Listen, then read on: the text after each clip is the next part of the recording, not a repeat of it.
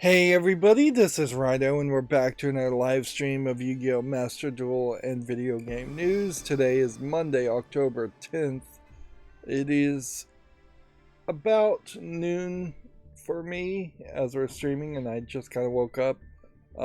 Arguably, I should have probably eaten something more before starting streaming here, so this might be an interesting stream in which I am absolutely starving halfway through.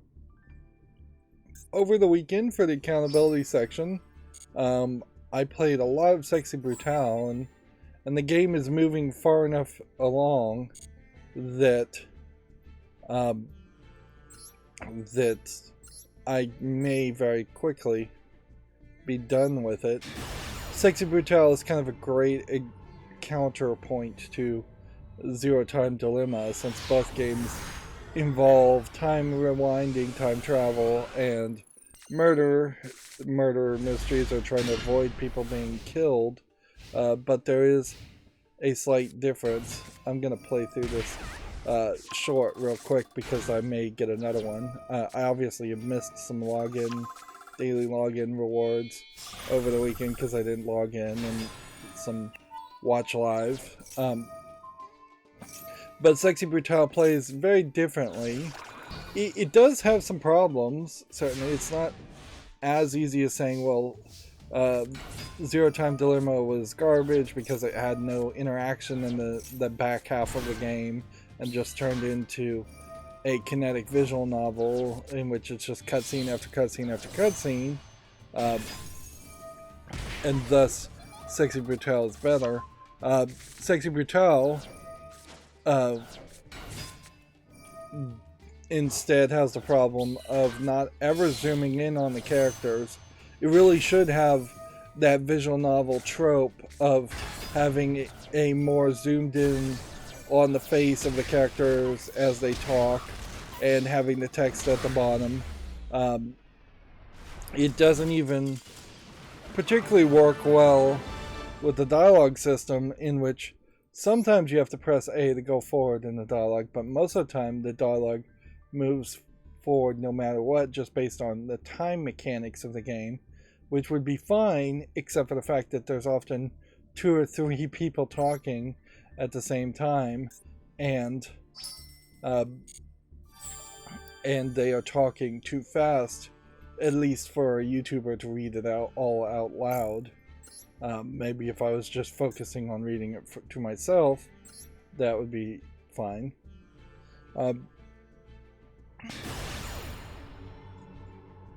There does feel like also at the end of Sexy Brutale, there's potentially going to be this scenario where in a 12, maybe 24-hour amount of time, with 1 minute equaling 1 second or something around that, I may have to save 7+ people from dying in their death loops, their scripted experiences that they have, unless I interfere with it. But even if I do, throughout the beginning of the game, you interfere with somebody dying in their death loop, and you get their ability, but then time rewinds and then they're just back in their death loop, where they play out the scenario multiple times, or the same way every time you rewind. But I definitely am enjoying Sexy Brutale way more. Let's do this and see if that would automatically trigger. I don't think it would, because activating that would have been triggered after this was special summoned. So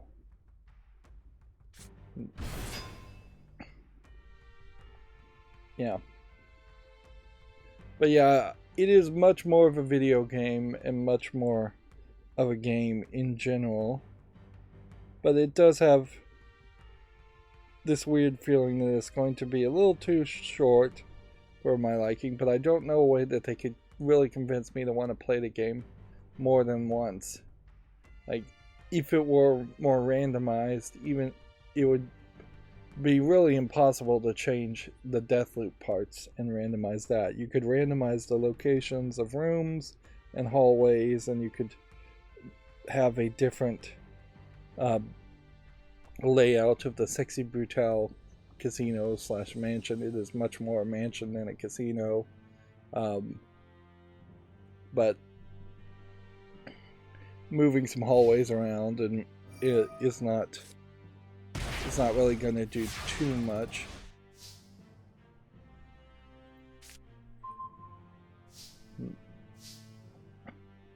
But yeah, overall I am enjoying it. I also worked a little bit on the WireGuard VPN setup of my guest Wi-Fi. The web app that I have to configure it, I think just has kind of this bad habit of changing settings, and so once I went into it and set it up again and am doing some testing, I got it to work. Part of my problem, I think, also is just a misunderstanding of how much of a peer-to-peer system the WireGuard is in general, enough that I'm misunderstanding that you don't probably need multiple WireGuard interfaces in almost every setup for what you're doing. You just need one WireGuard interface with different types of peers configurations for different subnetworks. That's what I'm trying to do.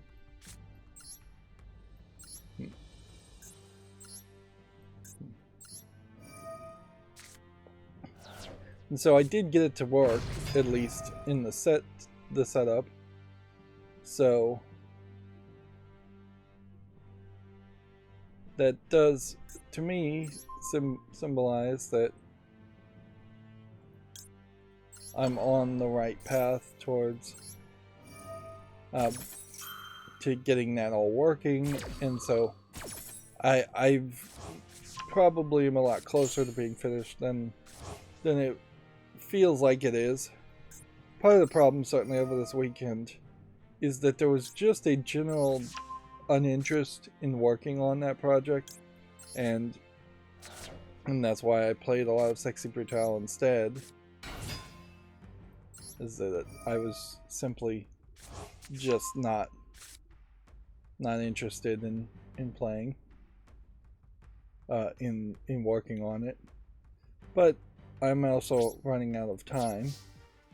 Speaking of running out of time, I think I may just win here, and at 10 minutes I think I'll just end this stream and start a different stream, because I think I'm gonna have to run to the bathroom, and taking a 20-minute break in the first 8 minutes doesn't make a lot of sense. Yeah, today I was really unprepared. I should have grabbed a muffin to eat. I should have eaten it. So I'll probably come back on the stream and just say what I just said again.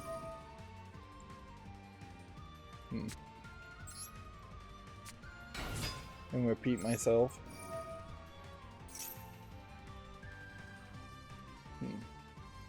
I suppose I should just pause it. It does save a small bit of time to actually pause it, as silly as that may be. Saves me a little bit of time.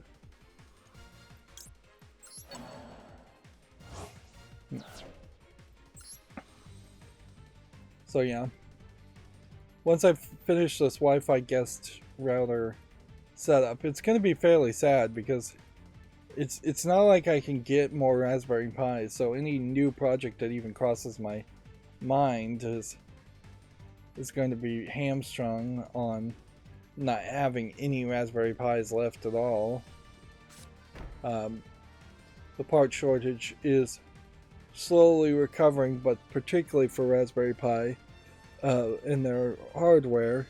They lost, I think, one of their partners that was actually manufacturing the boards, and so now they only have one. So yeah,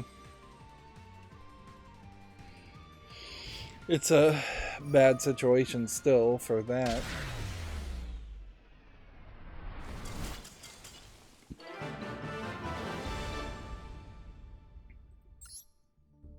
Alright, well, we got a victory. That's always nice. Unfortunately, I am just gonna pause the recording and run off to the bathroom for 20 minutes, so I'll be right back. Okay, I'm back. Sorry about that. Particularly the people watching on live that just have to sit through that. IBS is a terrible thing, certainly. Okay, we're back into the game. Let's hop in. Let's get back into actually doing something. Obviously, I would never be a successful live streamer just for that one problem, that one hindrance of needing at random times. And there's just no getting around it because I literally went to the bathroom like 5 minutes before I start streaming. It's just as soon as I sit in this recliner because of my bad back, it's all works against me, and elevate my feet or just sit in the chair and sit upright at all compared to lying down in a bed. There is just a high chance that that's going to send me back to the bathroom.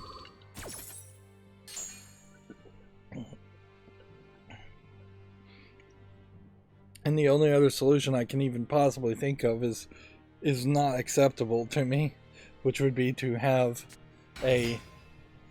effectively like a bedpan commode, and be sitting on that while live streaming. And I don't think anybody else wants to potentially hear an occasional bathroom sound. Yeah. Other things I could certainly do is I could have somebody tag in and tag out, and I guess if I ever did become big enough that I could have some kind of co-content creator or somebody that was like a producer or something. That's why when you see shows like local news or radio shows, there's always 2 or 3 people in the room ready to take over the conversation, so somebody can sneak out.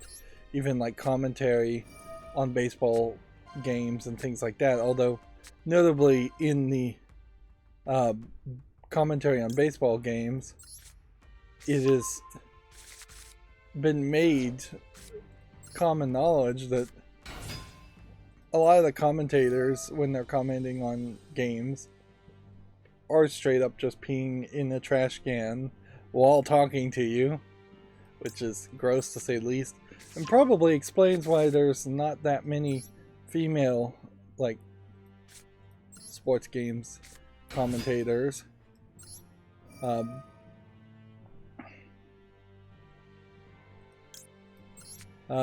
But yeah,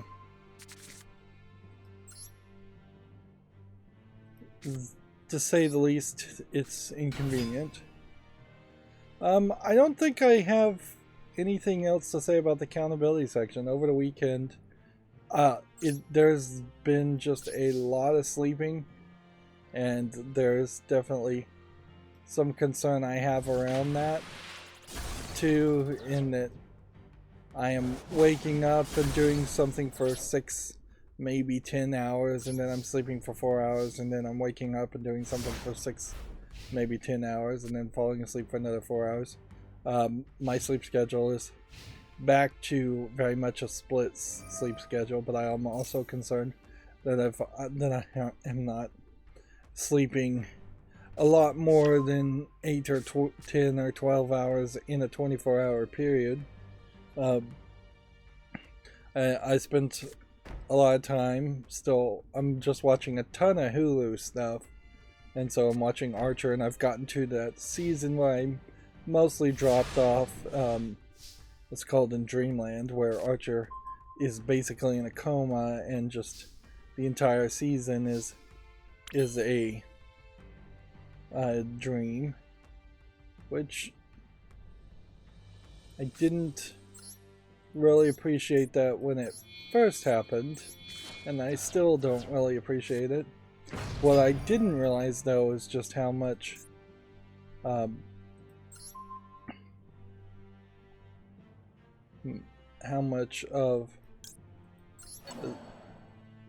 Archer continued after that point. And so there's a lot more seasons that I've probably not even seen. But Archer as a series definitely, when it hit season 6 or season 7, became parodies of different genres instead of being a consistent parody of spies and spycraft and stuff like that. And with particularly the point where he goes into the coma, it just becomes parody, and it stops becoming a situation where the characters are growing and evolving as much.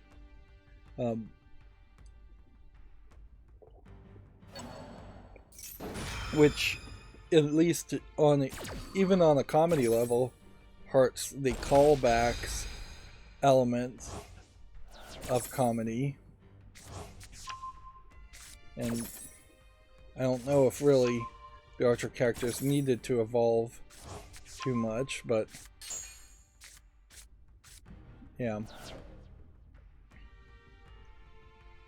they probably could have benefited from a little bit season to season. They kind of moved too fast on that aspect too in the first 5 seasons. Like Archer being hinted at on the first episode of having dated Lana, and then being broken up from Lana, and then by the 5th season having a child out of wedlock with Lana. I think they may have added a very extremely subtle clicking sound to the clock. No, I don't think so. But yeah, in 5 seasons, that's probably not enough. Will they? Won't they? As you would think.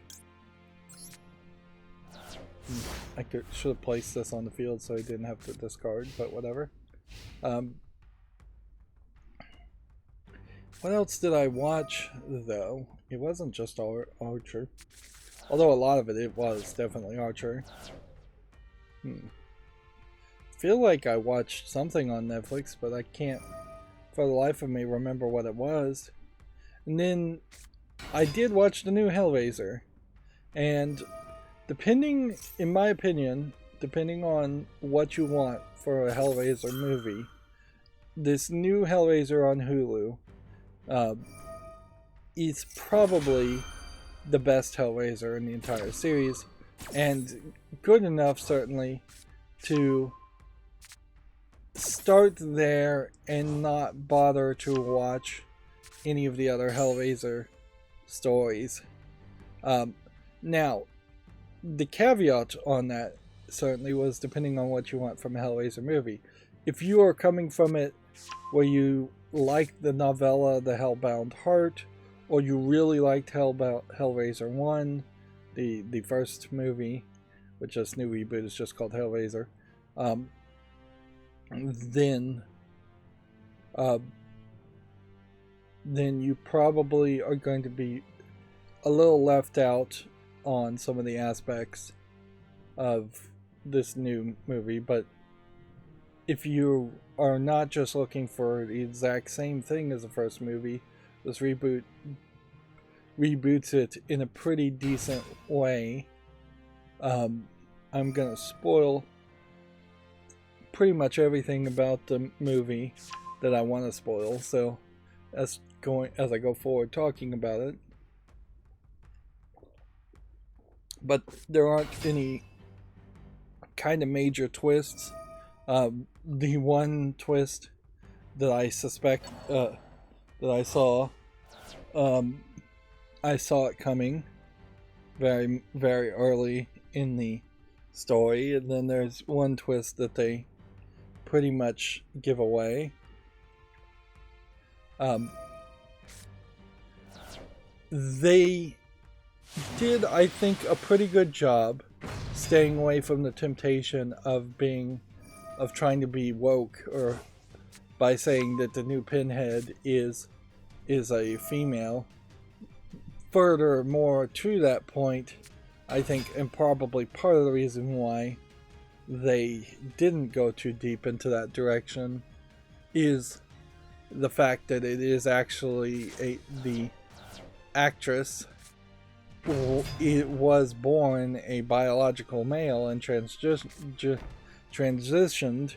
to a female, so it's not, at least in some people's minds, an actual female. Anyways, and that definitely opens up some weirdness, in which I could see somebody going into a paragraph saying, here's a person who mutilated their body, if you're anti transgender people, playing a character that thrives and enjoys mutilating the body. In fact, she possibly did more damage to the cause by playing that character than not. That gets somewhat into the character designs that would be some of my small complaints about the Hellraiser reboot as a fan who's watched all the Hellraiser movies except for the second to latest one now, which was pretty awful, from all I heard. But honestly, everything after 2 has been increasingly worse. But in the character design of this new Pinhead, they have golden pieces of metal in her neck, and I wonder if that, after the fact, I wondered if that was possibly there as a way of hiding the remnants of an Adam's apple, although that seems a little silly.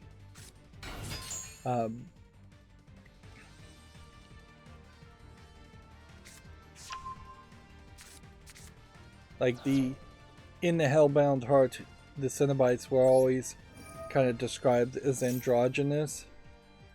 There is, in the character designs of the male and the female, kind of a nipple problem, in that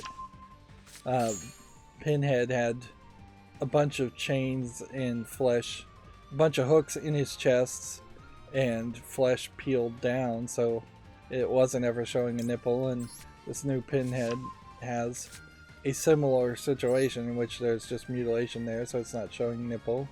But as far as nudity, there is also still that problem, in that I feel like the first Hellraiser and the second Hellraiser movie may have had actual nudity being shown, and while there is a nod to that in the Hulu movie where there is a sex scene, it is now very much a modern sex scene where it is a woman and a man shot at angles in such a way that no breasts, no butts, no genitalia are shown at all. So it is the most mundane that you could possibly get, and their whole S&M inspiring the creator of Hellraiser to write Hellraiser, like he went to an S&M club and that inspired him.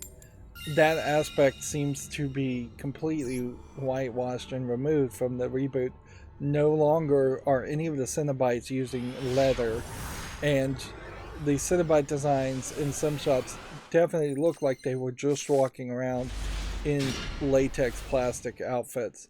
It was shot probably a little too bright, or there was too many spotlights on these specific Cenobites, and just having no black letter to contrast that, they instead have the skin or bone stretched around almost as if it is a human leather, which that's not really in line with that really isn't in line with how the Cenobites are depicted in previous instances, including the comic book. But yeah, that's just kind of out of it. Now, what's funny is there's no nudity shown in the sex scene at the very beginning of the movie, but at the very end of the movie, there is one Cenobite that definitely seems like they are. It's a female Cenobite, and she looks a lot like Angelique from like Hellraiser Bloodlines, and I kept expecting that to be just Angelique brought back in a different form, but it'd still be the same character. But there is a point there where it shows that she's kind of completely naked, and you're seeing just like full camel toe of a mutilated vulva. It's not zoomed in on, and it's a wide shot from far away, but it does seem like these characters have every part of their body mutilated and in agony and changed as far as the Cenobites. They also have weird kind of pearl piercings, which is an odd choice. So there really just doesn't seem like there's any black in the color palette for the designs of the Cenobites. But they look pretty good most of the time, but sometimes they're a little too spotlit and a little too well displayed. And while it would be nice to get a just pan up and down of their entire bodies and show how they've been mutilated, when you do that, you start to show all the practical effects and all the plasticness of it. I can't help but think that if they had just used a ton of Vaseline on the suits and that they were just constantly oozing or bleeding in the Cenobites, that wouldn't have given a better presentation to it. But yeah, there's weirdness that the new Pinhead in particular has metallic pieces that look like parts of the puzzle box embedded in her body. There's weirdness in the pearl piercings that really should have just been like silver spiked piercings, not rounded soft pearl piercings. This new Hellraiser movie heavily focuses on telling a new backstory of the puzzle box, and that's by far the greatest aspect of the movie, is that they have now established there are 5 different steps to solving the puzzle box, and in those 5 different steps, that creates a completely different configuration of the puzzle box, which represents one of 5 things that you can ask for as a present from the god Leviathan, of the god of the Cenobites, Leviathan, which they're getting into that very early too. And so the puzzle box has always been referred to up until this point as the Lament configuration, but they have changed that and kind of retconned that to say that only the first step of the puzzle is actually the Lament configuration, which actually makes a lot of sense. And then all the steps after that are different configurations, with the final configuration being the Leviathan configuration, which we have seen that the Leviathan configuration, but it wasn't I think, ever given a name, and that happened in like Hellraiser 2. What I don't like about the puzzle box is the fact that at the end of each solving of each configuration, a very giant, far too big of a knife springs out and tries to cut whoever's doing the puzzle, and if it absorbs the blood, then their soul is basically claimed by Leviathan and the Cenobites. And I don't like that at all, because it is played up as the general idea that you can stab somebody else with the puzzle box or trick somebody else into opening the puzzle box. And that gets to the bigger problem of the movie, is that for the most part in Hellraiser movies, the people that were getting sent to hell by the Cenobites, with the exception of a few people that actually do escape, or most of the time they escape, the people that get sent to hell in Cenobites tend to be bad, evil people to start with. The movie gets a lot less fun when you have innocent victims or innocent bystanders who know nothing about the puzzle cube and know nothing about the Cenobites getting killed or taken by the Cenobites. There's a point in the movie where even a Cenobite himself is sacrificed to this process of opening the puzzle box into the next configuration. So that seems kind of crazy too, is that the good guy of the story can potentially just stab Cenobites and defeat them that way. Although I wouldn't be surprised if a Cenobite getting ripped apart as a sacrifice actually just comes back in the next movie, and it's just like, what? We get our bodies ripped apart all the time.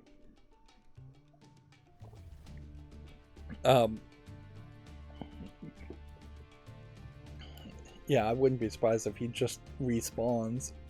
But yeah, the bad guys, or at least morally ambiguous people,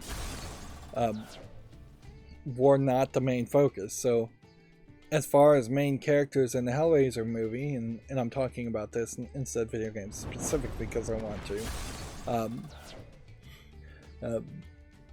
so I'm definitely making a big assumption here instead of talking about video game news. The main character is a alcoholic drug user, lady and woman. Her life is a mess, certainly, but she doesn't come off as particularly to blame. Like, the worst case scenario is that her boyfriend convinces her to rob a place and ends up with the puzzle box in her hands because of that. But it's hardly the case of somebody being a murderer or a corrupt cop or having like bullied a kid to death,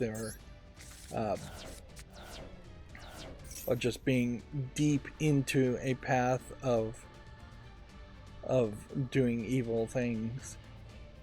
Like, because you in modern days definitely excuse drug addiction and alcoholism as more of a disease and have sympathy for that type of character, and robbing a place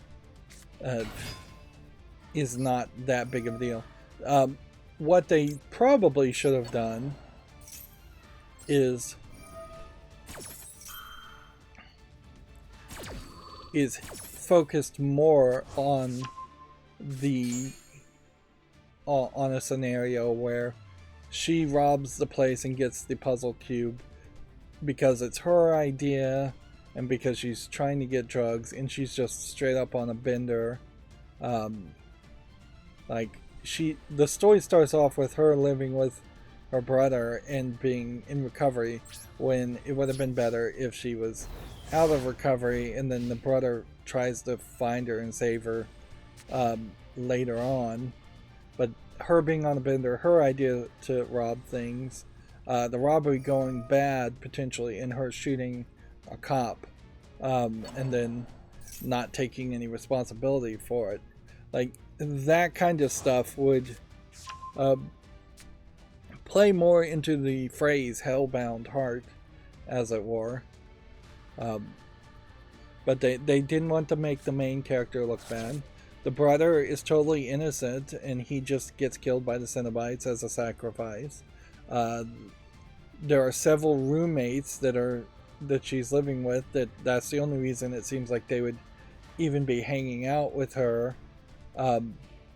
Which, again, if she was on a bender and then there was an intervention and everybody at the intervention established themselves as our friends trying to get her clean, that would have been a better way to introduce those characters and explain why they're there. But, like, the brother has a gay boyfriend that eventually gets killed, or no, actually I don't think he does. And I'm just spoiling the whole movie. I still would very much recommend watching it, but yeah, the brother's gay boyfriend almost gets sacrificed, but he never did anything wrong to really deserve to be sacrificed. There is an assistant of the bad guy that gets sacrificed, and what she did actually kind of does justify her being grabbed by the Cenobites, because she sent a bunch of other people to this hell world and turned them into Cenobites. But yeah,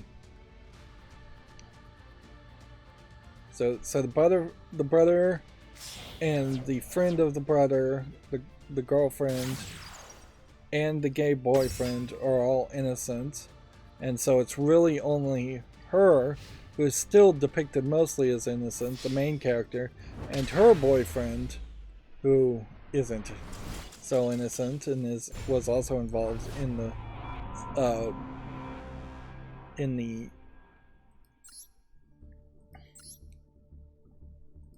robbery.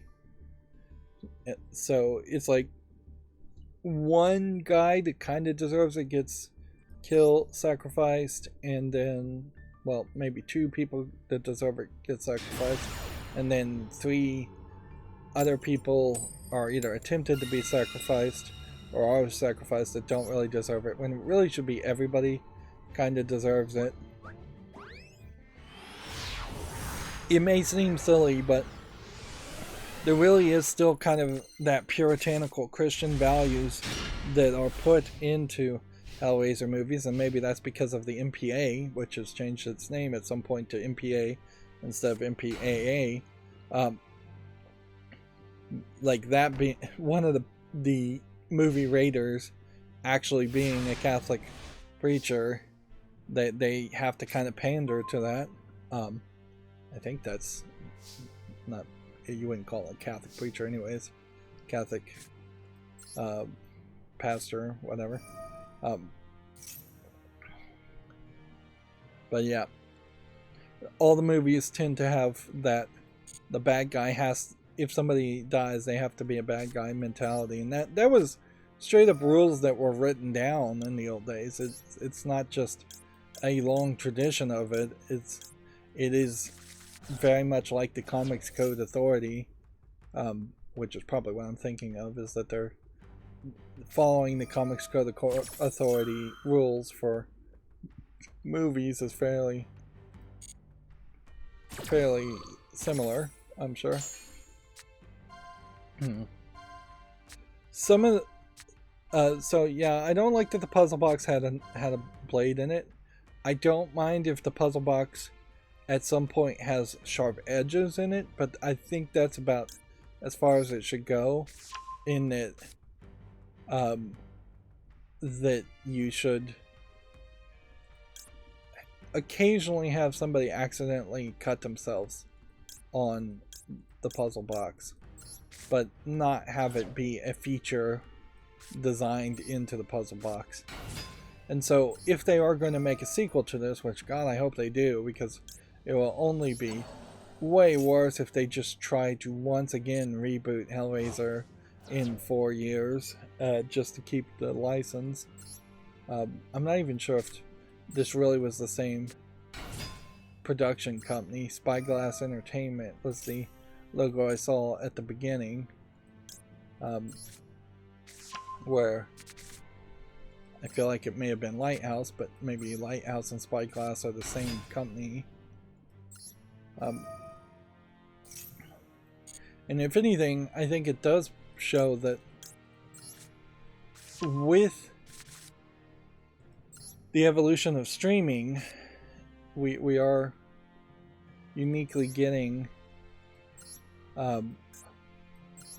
potential better reboots and movies in this case than what we would have gotten otherwise.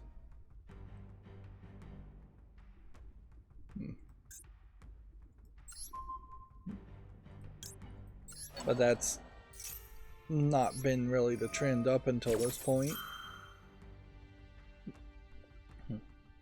But yeah, if they were going to make a sequel to this movie, I almost certainly would want to see the person see the knife and catch the knife and break off the knife, or remove the knife by disassembling the puzzle box. It is also very possible that they should go down the path of more of the comics, in that it isn't just that it's a magical puzzle box that summons the Cenobites, it's that you can summon the Cenobites by desire and solving any number of puzzles. In the comics, I was watching a YouTube video talking about all the Cenobites that I mentioned in the comments, of which there's a lot. But like crawling through a tunnel and taking the correct turns is the same as solving the puzzle box, or singing a song or playing a song is the same as solving a puzzle box, and that there really is nothing special in it at all. And so they very possibly should go that way and show the puzzle box not be its only avenue, or show a completely different puzzle box that exists and show that there are 2 or 3.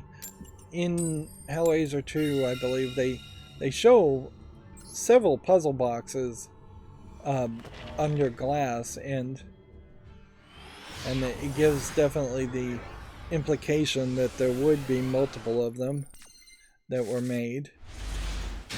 And almost certainly would have to be the case too, otherwise the Cenobites aren't going to be very busy.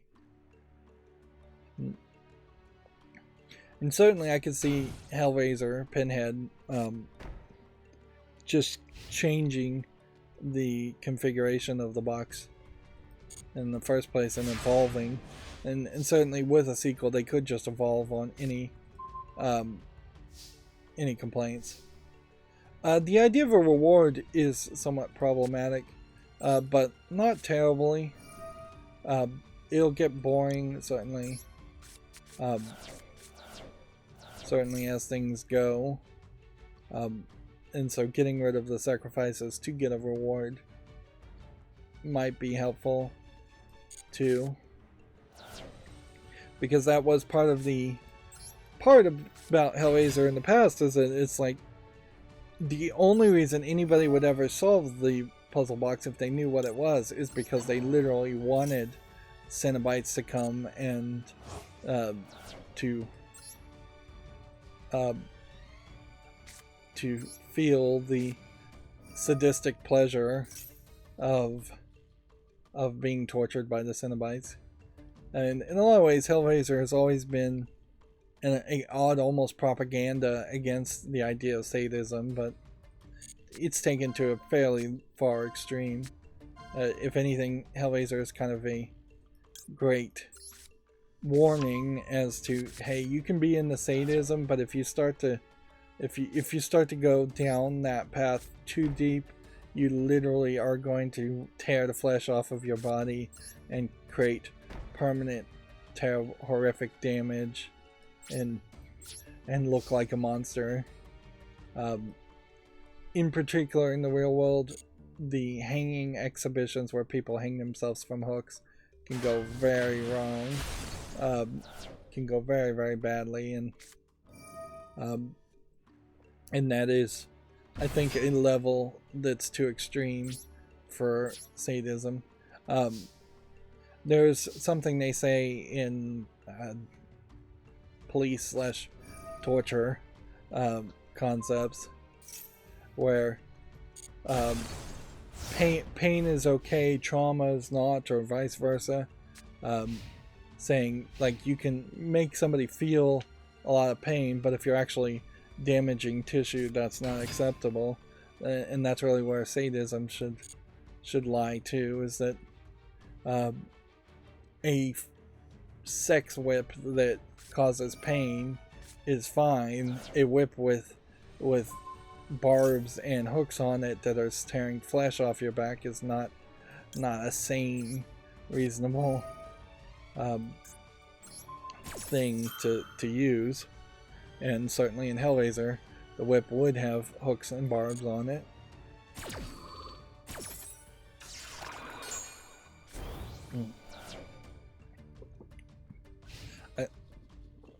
Yeah, and yeah, using hooks in general is not really smart in sadism. They use medical needles, really low, or what I guess they'd be high gauge needles that are really, really small, to do piercings and things on that aspect, but taking all of those needles out tends to leave people with just tiny holes and probably no scarring or very minimal scarring when they get to that extreme. I haven't seen anything online of really, really extreme stuff. One of the most dangerous things I do see a lot is that people will put like motors on dildos, or they'll put like a dildo on a hacksaw or a woodworking tool, and it's just not like designed to be safe at all, and it creates this danger of literally rubbing someone raw and hurting them, just with the high revolutions per minute and the lack of way to properly add lubrication. Well, let's see, is there anything else about Hellraiser, the reboot, to mention? Oh yeah, the surprise bad guy shows up halfway, and they kind of just show him, and when they show him, they kind of immediately show that he has got this kind of metallic device through his chest. They hint at it on the first shot, but by the second or third time you see him, it is fairly obvious, and they don't fully explain what it is until later, but it is this mechanism that is randomly pulling his nerves throughout his body, causing him immense pain. It is like an actual torture mechanism, whereas all the other instances we've ever seen of people getting affected by Cenobites or Leviathan is to either turn them into Cenobites, in which their skin is peeled back and flayed and they're assumedly in constant agony, or you see the Cenobites kill somebody and rip their body apart, but it's not this kind of like long-term experience, which the assumption is they kill them the first time and then they respawn in hell, and then they get tortured more and more, and we never really have been shown much of what the actual torture looks like in this hell. It's just left to the imagination, which is probably better. So it feels different in that case. It also feels different in the fact that he's still alive and he's still on Earth.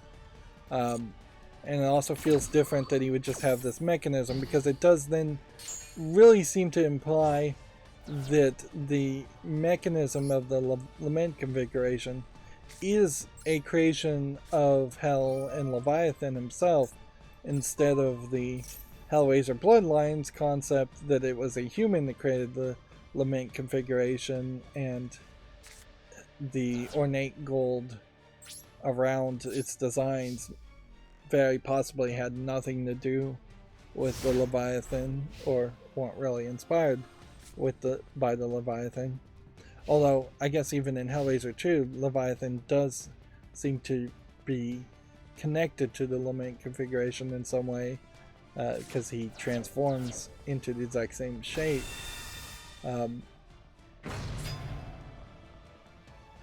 Yeah.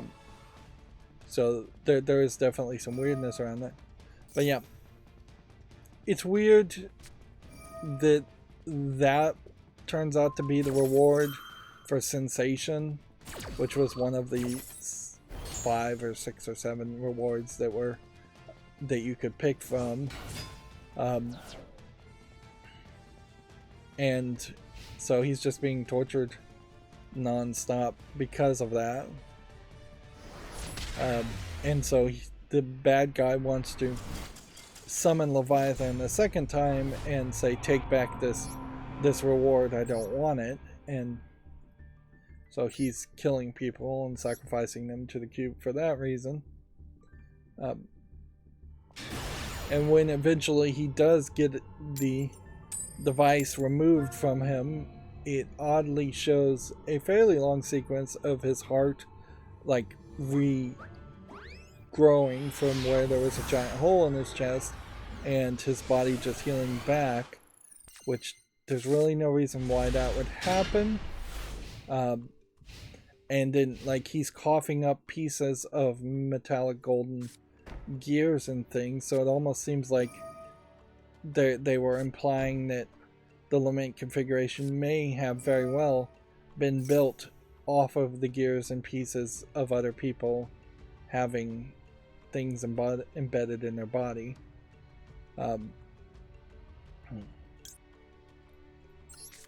So yeah, that just feels different, and different for a reason that's not really explained, but it's something they can play with later in the narrative, certainly.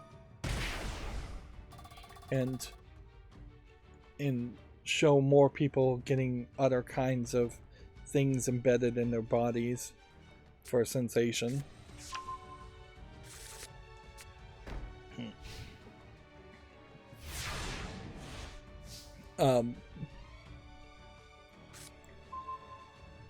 Let's see, was there anything else that I wanted to say, since I'm basically spoiling the whole movie?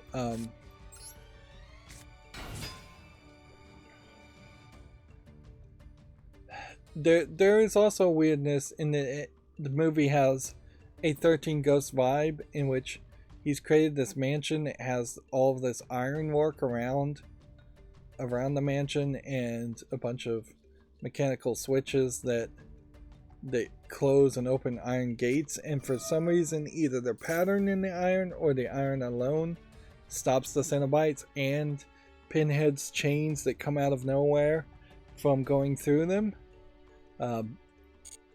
And so you have effectively this human who really should not have that kind of power, somehow trapping the Cenobites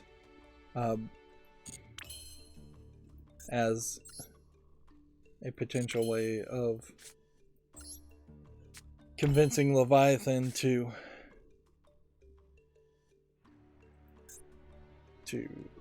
be a part of, to take back the sensation gift.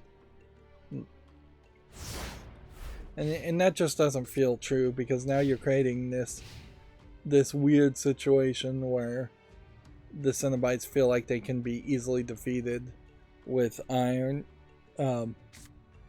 And I was very much expecting at some point for the Cenobites to just laugh at them and walk right through the gates.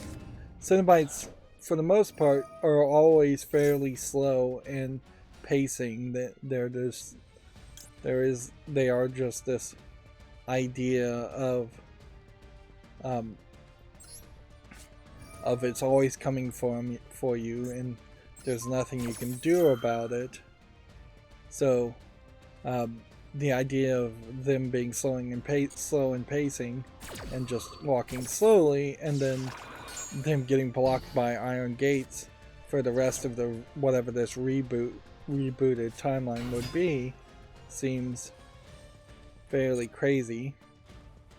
I think it's worth noting, though, that actually in the comics there is a point where the female main character from the first Hellraiser movie and second Hellraiser movie, she becomes the new Pinhead.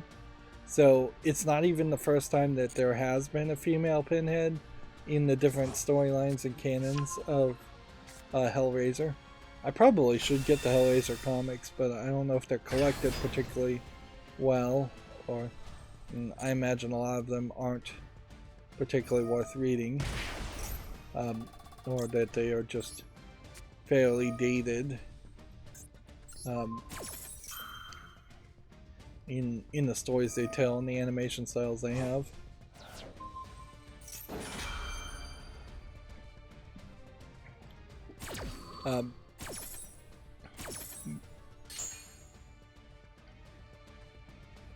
But yeah.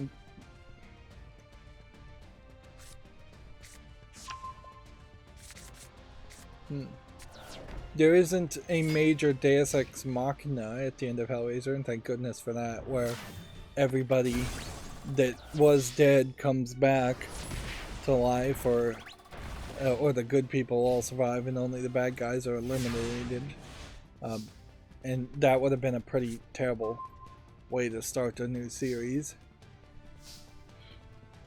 But yeah, the Cenobites have always had this ability to warp reality and create doorways to hell in basically any wall or floor. You see it in the movie that the ground opens up on road and it becomes a way into the hell labyrinth.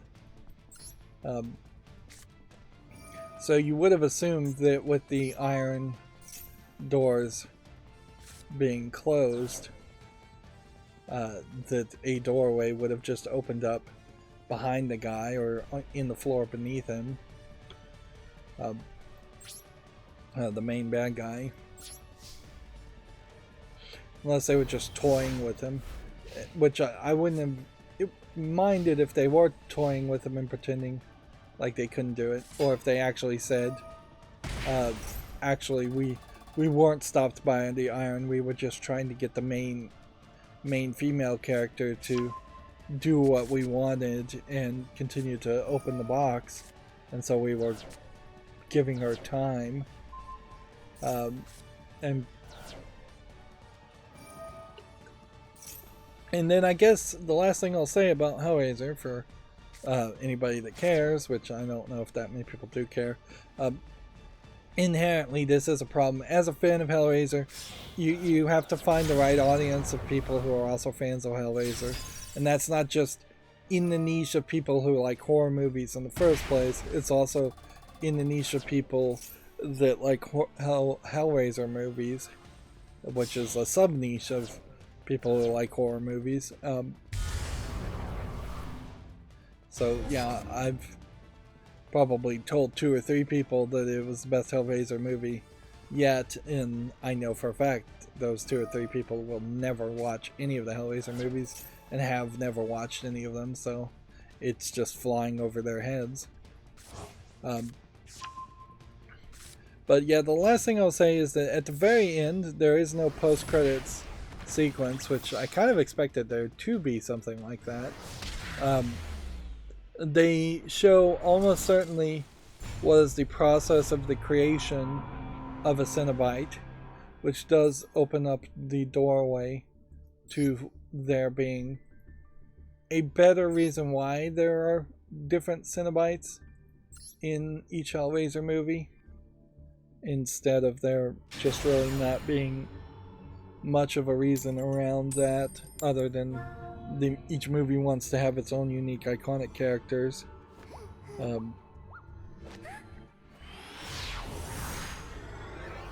But yeah, that they never really show the process of creating a Cenobite in the movies before, except for once on the Doctor, and even at that, the process is fairly quick and not as gory and horrific, and that is certainly something that you can see more of in a modern movie, or that they can show more of and not have it look awful. That being said, this is not like Saw torture porn still, even though Hellraiser implied a lot of that. They never really embraced the idea of showing long torturous sessions where somebody would just be screaming in pain the whole time. Yeah, speaking of time, the movie is also fairly long. A little too long for its own good, I would say.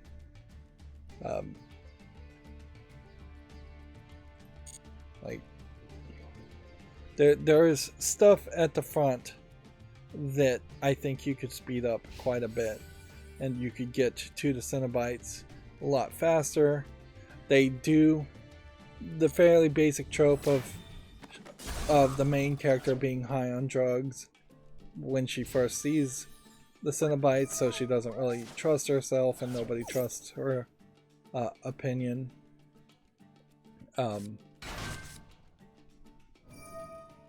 And honestly, if I was writing it, you would probably in the first 10 minutes show the main character high and drunk and just out of it. I would even skip the sex scene if you're not going to show anything at the beginning.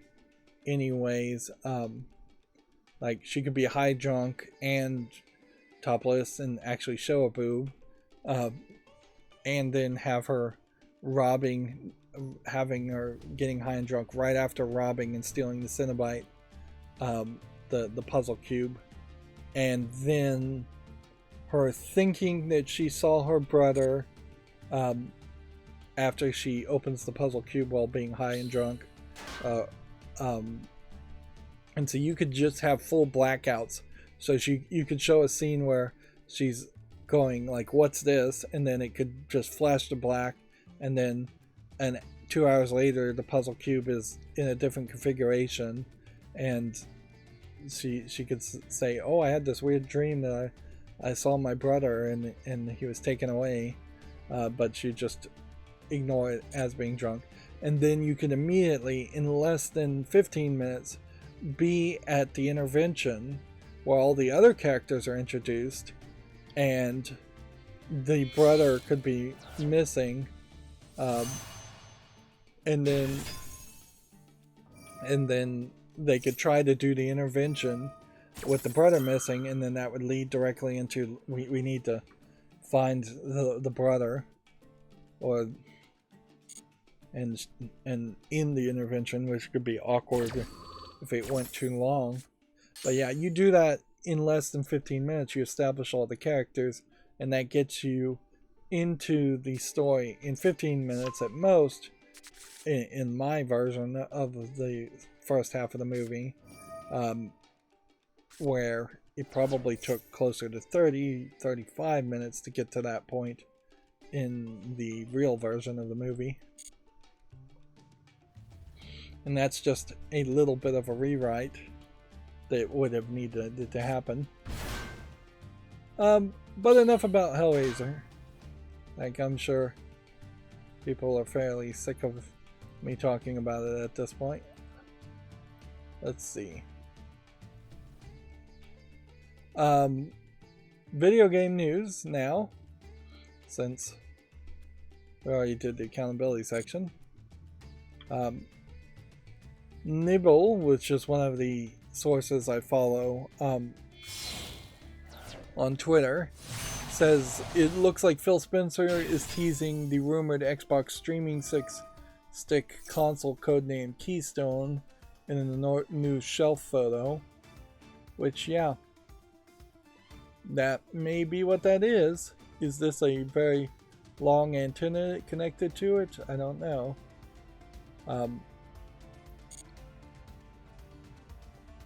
That could just also be some kind of like 3D printed model of a smaller version of an Xbox digital edition. Certainly would be a new setup and a new thought, certainly, if they came out with a streaming stick like this Christmas or next Christmas, and you're talking $150 or less.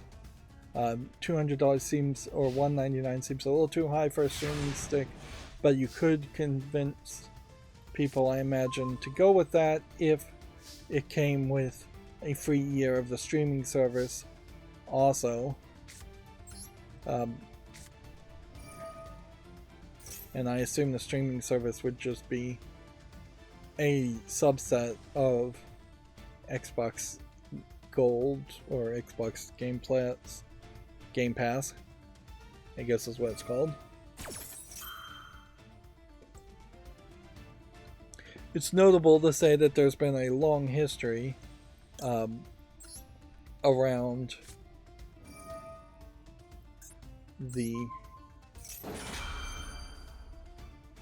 a fairly long history around Phil Spencer teasing things by having it on the back of his shelf, and there hasn't been many instances of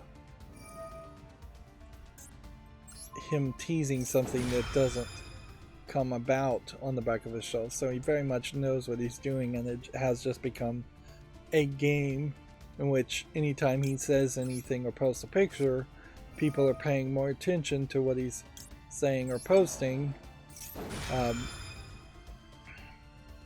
because there might be a surprise thing on the back of his shelf. It would be funny if he was just dumb, but he's not that dumb that he would have done it multiple times.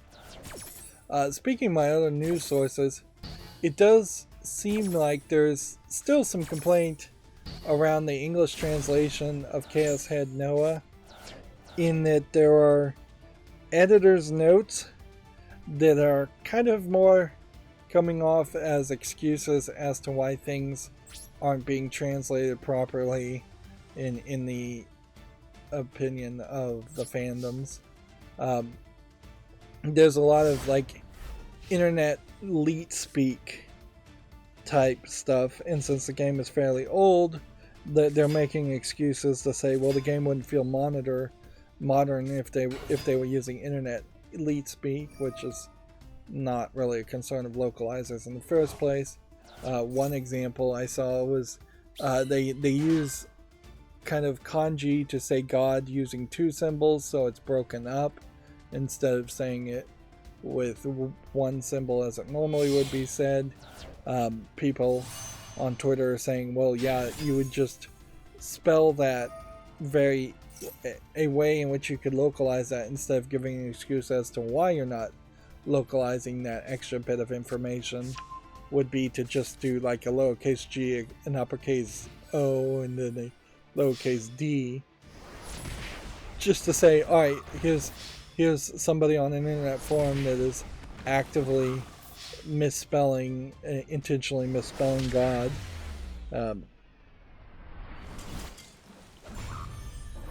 And then there seems to have been another editor's note that's saying, well, all the honorifics are just confusing in Japanese, so we're not going to use any of the honorifics. And that just seems ridiculous, too. And I imagine this localization complaints of things being localized to English inaccurately, which seems to be a growing complaint anytime anything is localized, because these localizers are blatantly making decisions that are going to irritate at least some percentage of people for no good reason, too, like adding total content into the game that is not there in the Japanese games, or changing drastically what the Japanese people are saying. Honestly, I think this probably happened a lot, or it was pretty much industry standard, or is pretty much industry standard in the old days. But now the people are online, more people can point it out and say, no, I speak Japanese and I speak English, and I can tell you that this was maliciously censored or changed in kind of like a yellow journalistic way, where you're changing specific phrases and words to affect how people feel and think, or just straight up changing the narrative. But in those examples, I didn't see a hugely egregious example, so it's not so much that I think I would not play Chaos Head Noah if I had it, just because of the mistranslations. I would just be aware of it. There is a high possibility that a lot of the games I play have fairly different stories and fairly different wording in their Japanese versions, if they're originally Japanese games, versus the English localization. And most games are either made in Japan or America, so, or an English-speaking country, so that's about the only time these kinds of translations happen. And of course, I can't go a single stream without talking about my favorite cell phone game, Destiny Child. Although I have been wasting a lot of time playing other games and even looking for other games on my cell phone when I really shouldn't be. But this Guilty Gear collaboration has 3 more days before it starts, October 13th. They want everybody to like, comment, and share. And so, yeah, they're working towards this Guilty Gear Strive collaboration. But noticeably, I don't think Guilty Gear Strive is cross-collaborating as much as they could. I don't think it is a cross-collaboration. I think it is straight up just Destiny Child gets to put some Guilty Gear characters in their game, and that's that. So I'm effectively saving up the premium currency, the gems, in Destiny Child, so I get at least 1 copy of each character, and if I get really lucky, I'll try and get any kind of skins for that character too, because getting skins, any extra skins, if there are extra skins, will also be a issue, certainly.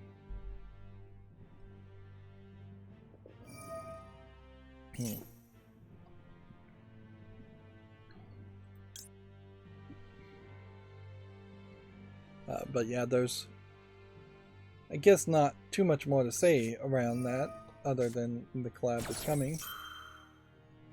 So YouTube is more and more working towards trying to be like Twitter, while Twitter at any point could actually be purchased and changed drastically by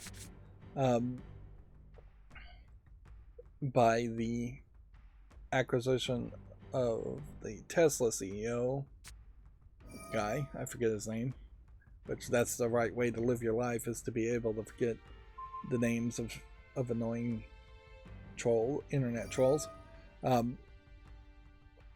So now they've introduced this idea of handlers. It's notable to say that if you had 100 subscribers, you always were able to have custom URLs, but now the idea of just having an @ and then an, in my case @Rydo would be what I would want to get, and we'll see if I actually do get it,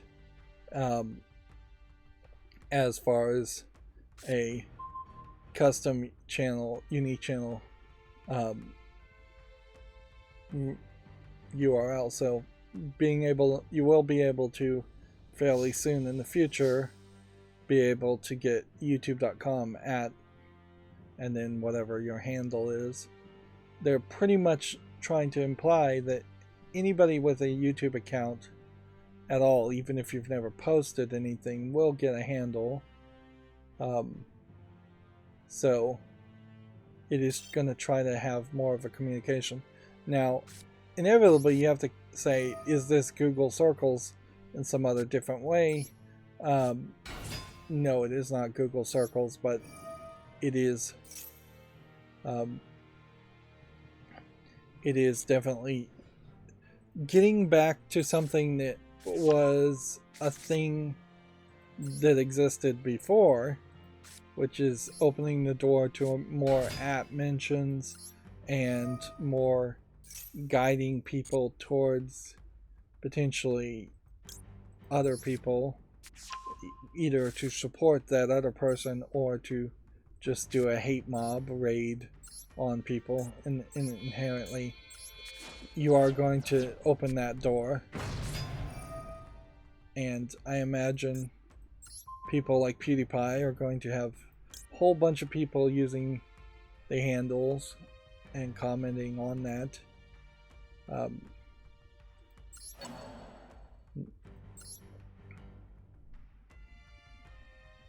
Let's see. It is definitely out of nowhere, and I wouldn't be surprised if it's something that just gets forgotten about, like so many other things on YouTube. But yeah, my hope certainly would be that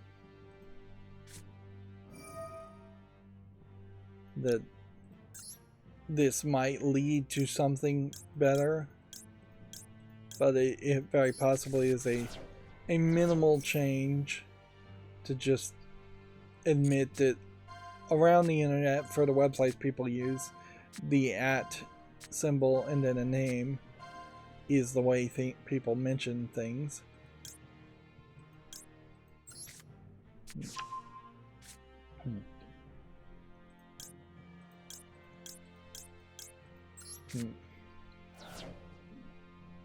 But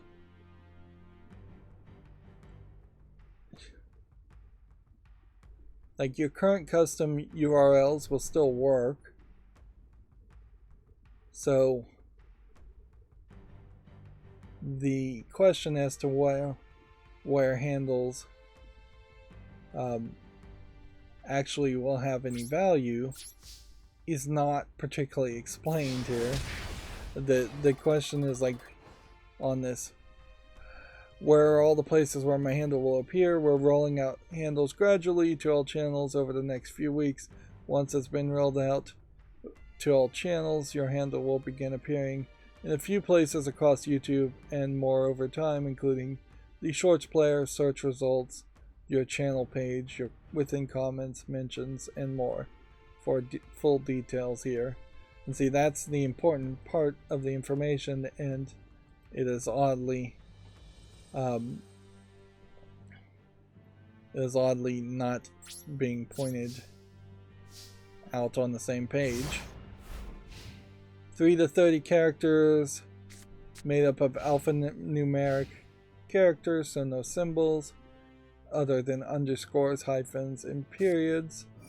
It cannot be URL-like or a phone number-like. It cannot be already used. So definitely you want to grab this. Don't allow violent, offensive, sexualized, or spammy handles in the sale of transfers of handles.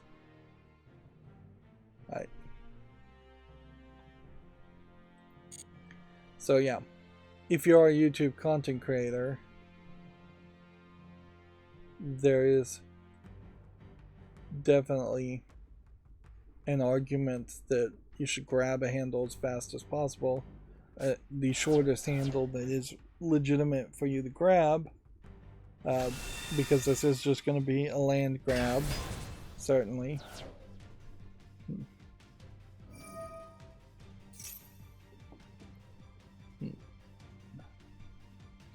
Almost certainly, for years now, people have been doing the @ and then somebody's name in YouTube comments, and it's just now that it may start working.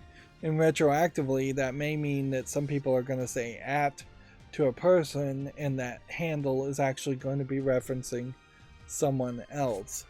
So hopefully old comments aren't retroactively adding the handle interconnectivity, and that they will just be exempt. I watched an old video of mine, and it had the subscribe box up, and I hope I've turned that off. I think I've turned that off. Like, at this point, having the subscribe box in the corner is not getting me, is not really working as a thing. So yeah, I definitely wouldn't want that on. And in watching the old video compared to listening to a video that I did just a couple days ago, I feel like I sound a lot better now. Like, even a couple years ago, I think I was doing a pretty bad job, and I think I may have hit a point where I've finally gotten rid of some of the verbal tics, or at least significantly improved on a lot of the verbal tics, and I just have a more consistent chain of thought and a more consistent speech pattern in which I'm just constantly talking. I don't think I'd ever get to a point where I'd claim I'm actually good at talking, and there definitely are days where I am straight up just totally jet lagged, as it were, or half asleep. But I did certainly feel happier about listening to myself from a couple days ago versus a couple years ago, where a couple years ago it looked pretty bad. Noticeably, I was suggested by my own feed some of the follow list cleanup videos I did in 2019, and I suspect, oddly, that the reason I'm being suggested those is because I changed the first banner bar on my main YouTube page, and those are the first videos on that banner bar. That's the only thing that would make any sense. The only other thought would be that possibly the YouTube shorts are of the PC game dailies are somehow pointing back to that specific game, or that specific video. And the fall list cleanup should be fairly evergreen, but it doesn't really feel like it's good content. And I definitely improved on cleaning up the fall list by just doing it during these live streams in small chunks, 5 games at a time, versus having 2-hour-long chunks going through just one letter at a time of the fall list. But also, because I did that initial fall list cleanup in 2019, I think there's just less on the fall list to worry about in the first place. Right. Summon this, using this, sacrificing this, sending that to the graveyard.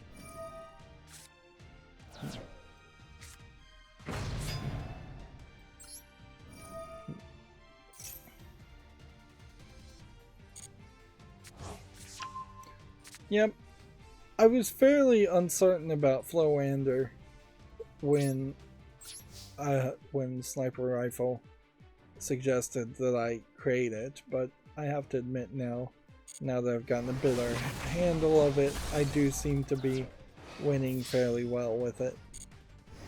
It doesn't play as nicely as I'd like compared to Zoo, the deck I was playing before, but it wins where the deck I was playing before was not winning. So yeah, I was wrong, or my knee-jerk assumption or feelings were wrong. And I knew that was a very good possibility, and that's why I was trying to certainly caveat my feelings around this deck until I put more time into it. The game certainly didn't help me with that, having a festival take place during the last half of the month. I also wanted to mention that the Godot engine has put out a new version, I believe. Let's see what it was. Yeah. Godot 4 Beta 2 is now available, so pre-release. The Godot engine is definitely trying to be the replacement for the Unity engine. Arguably, I don't know if there is a need to jump to the Godot engine from the Unity engine. Beta 1 was in September 15th. Like, in a lot of ways, I do really question if all games aren't better off just being built in the Unreal Engine. But I would, if the Unreal Engine really was going to go for that direction, it really would have to support some different types of games. I've never seen a card game or tabletop game made in the Unreal Engine, or a top-down game or an isometric game in the Unreal Engine.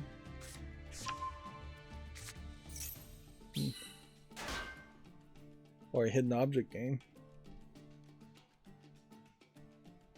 And certainly that would be something I would try to push if I was Epic, is to say, hey, the Unreal Engine can make these games too. Maybe it's just still too complicated to make them in the Unreal Engine, or too expensive to make them in the Unreal Engine. But there is perhaps a way in which you could train your staff to use the Unreal Engine making simple games, in the ambition that one day you'll make a AAA first-person shooter type game that will sell a lot better.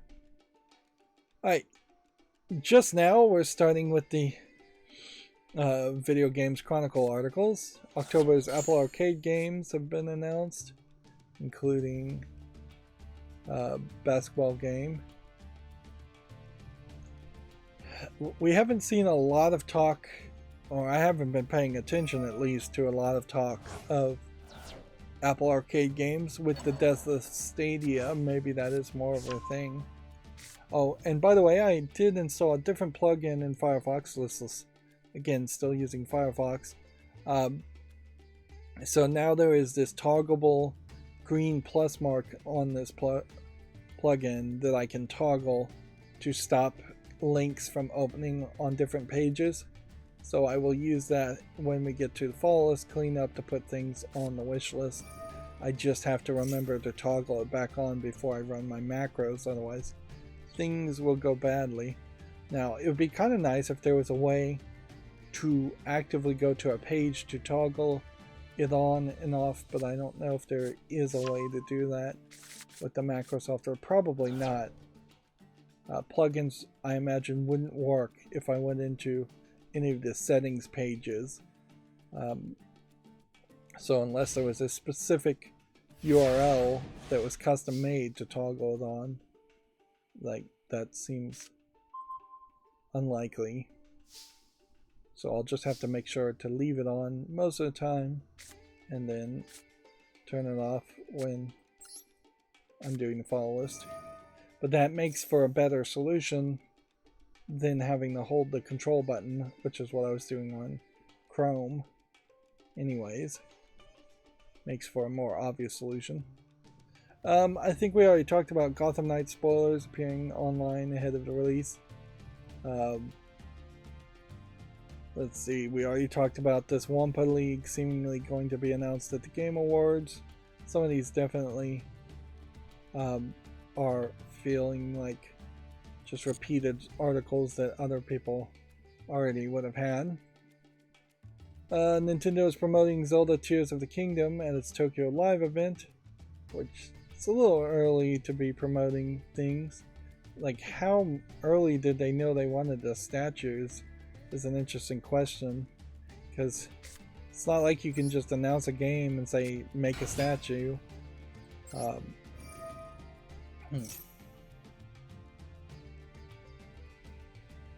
I still kind of wonder what the limiting force will be in this Breath of the Wild 2 game, because it definitely seems like it's just going to be the same landmass again, but almost certainly you're going to have a character that now can handle extreme heights and extreme temperatures and can climb very high.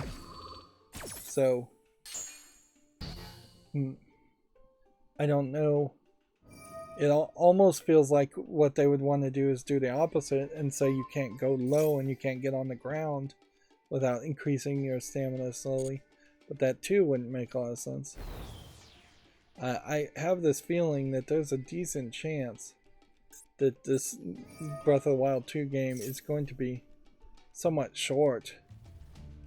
Unless they throw in some weird time mechanic to it. Or some other kind of gameplay mechanic into it, which I assume. Let's see. Atlas has confirmed a January release for Persona 3 Portable and Persona 4 Golden. These games will debut on Xbox and Nintendo consoles for the first time. I think these games are already available on Steam. Or at least I think Persona 4 Golden is. Maybe PS3 Portable isn't. The games are pretty old, and the graphics don't look as good as you would think they would look. Let's see if we can screw up this character by flipping him face down. We're just playing cards. At this point, we're almost certainly going to lose.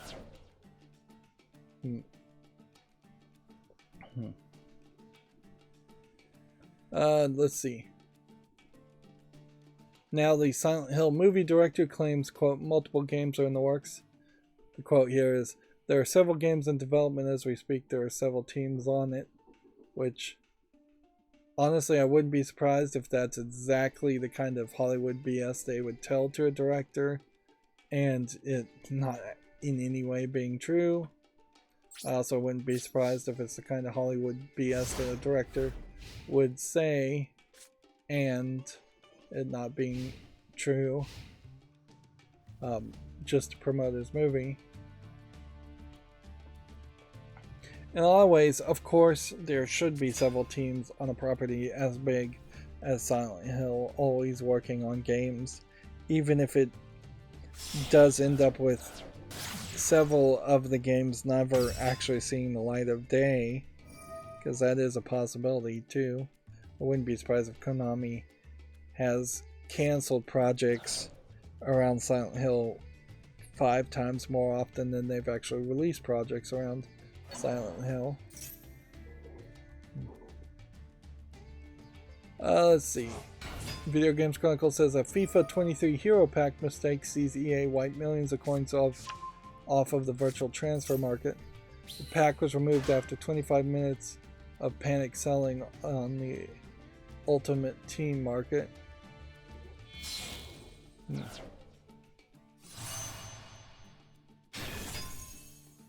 And the pack, which briefly was available from 6 p.m., offered players a transferable FUT hero item, some of which are worth millions of coins for 25,000 coins.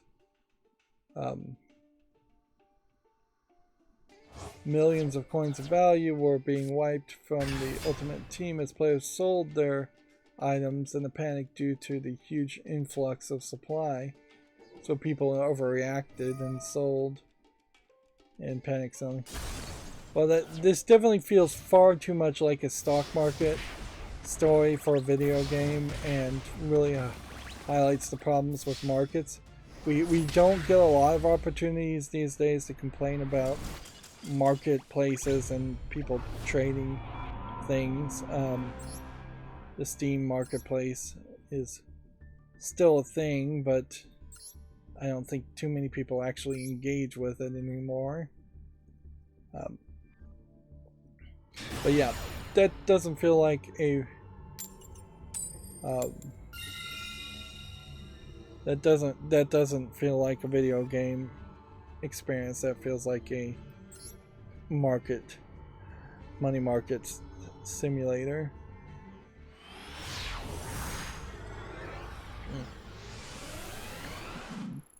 Now I guess that story could have been worse, because they could have taken back all the packs and removed it, and removed anybody's earnings that they got from those packs, and it doesn't seem like that's the case. So some people did get lucky, and more than likely I would assume that they're just going to let the market stabilize and not try to undo transactions, which would just only irritate more people.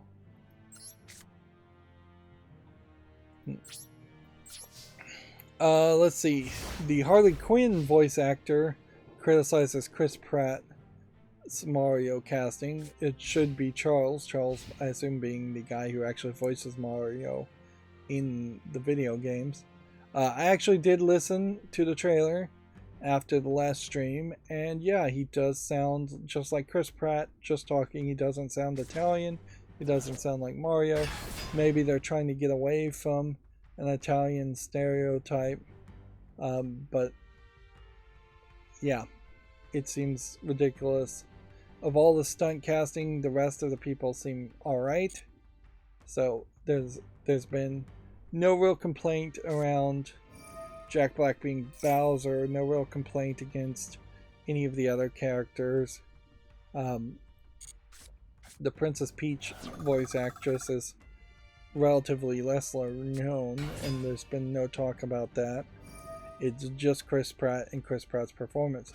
And honestly, I suspect that Chris Pratt, had he been directed correctly, might have done a decent performance, but he obviously wasn't directed correctly, because you don't just tell Chris Pratt to use Chris Pratt's voice and not try to do a Mario impression of some sort, unless Chris Pratt is just a diva and said, I won't do anything other than my own voice. Like, inherently, I imagine a lot of these stunt casted voice actors are in the movie because their kids wanted them to be in the movie, and they wanted to be recognized by their kids in the movie. So it was kind of this ego thing, which actors definitely have egos, instead of getting good voice actors.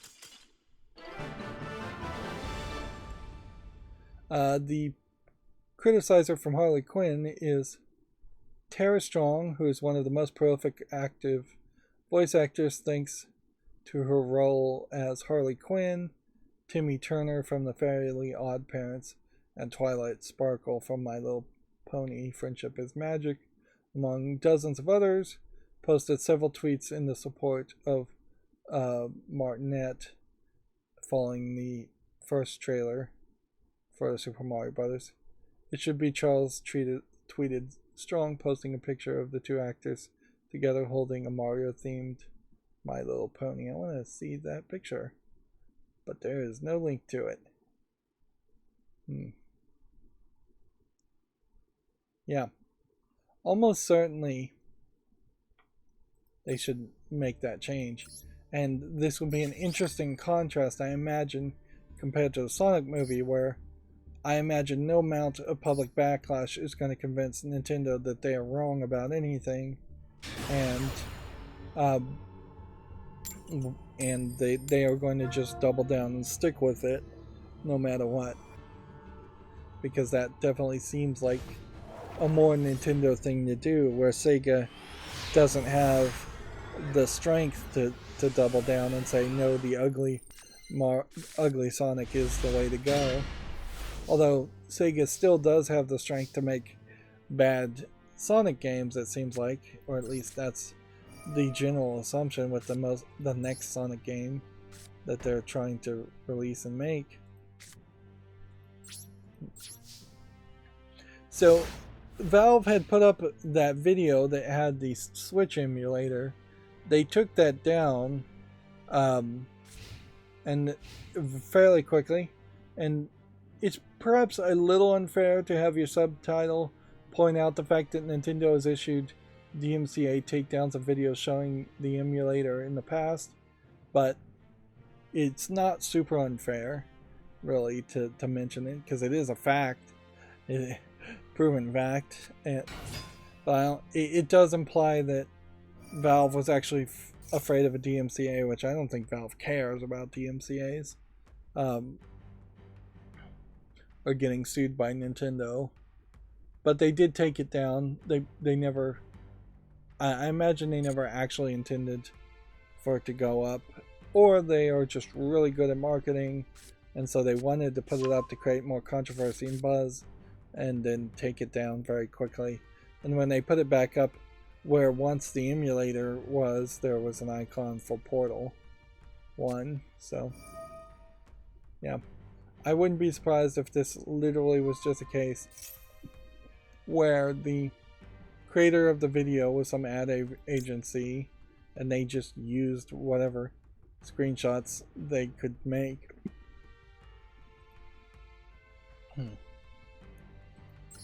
So yeah, it definitely could have been a big oopsie. I suppose I should say also, I was planning on not really buying anything during this Prime Day sale, and that has just done a 180. In particular, my irrigation system setup was always designed to in piecemeal slowly upgrade it and not just spend thousands of dollars on something that may not work all in 1 year. Unfortunately, the garden hoses and the adapters to use the garden hoses were very expensive. The garden hoses are old, they're about 10 years old, and they're bursting now. So I had a burst, and I just don't get outside to look at the sprinklers when they're on.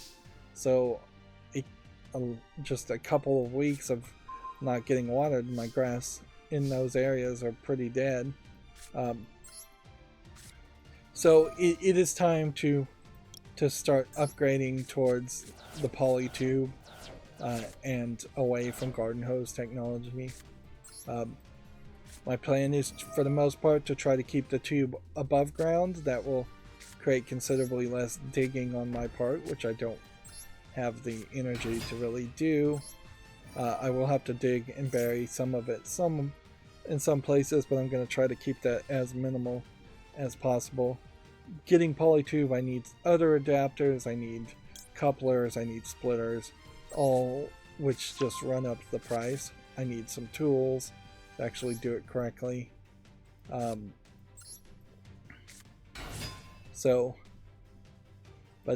yeah, with this burst pipe that I just found a couple days ago, there's no legitimate way that I can say I can put this off anymore. I need to start the process. Hopefully I can move fairly slowly.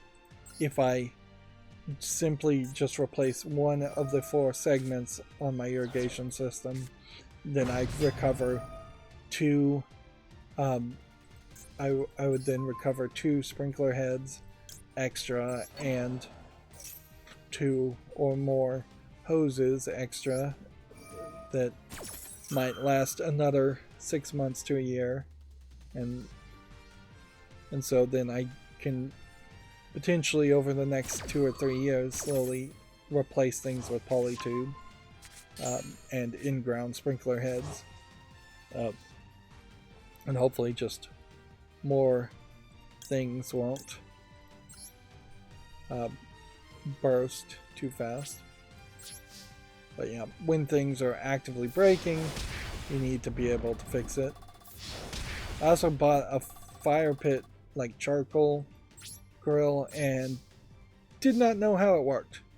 So you need a whole chimney starter, and you need starter firewood, and so what I thought I would have done would have been to basically throw an entire bag of charcoal or half a bag of charcoal, like 20 pounds or 10 pounds of charcoal, in this fire pit and just start it on fire. And I definitely was asking other people I know for advice on this first, because I knew I'd never done this and I knew I very potentially was going to screw it up. So I need somebody to kind of supervise and give me their example or their benefit of their experience. But yeah, the amount of briquettes I would have put in it would have been ridiculous. I would have started a roaring fire and very possibly just melted the fire pit. There's also 15 to 40 minutes apparently in which you in the chimney starter need to burn the charcoal first, otherwise you're going to get a very overpowering charcoal flavor apparently, which I was not aware of that. So yeah, there's more stuff that needs to be bought there. It's not too much.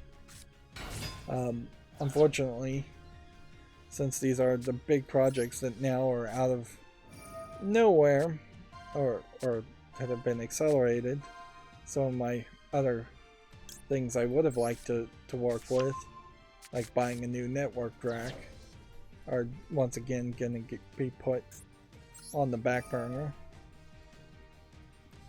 which that's not super surprising either. I don't remember what this was, so I'm gonna just hope that works.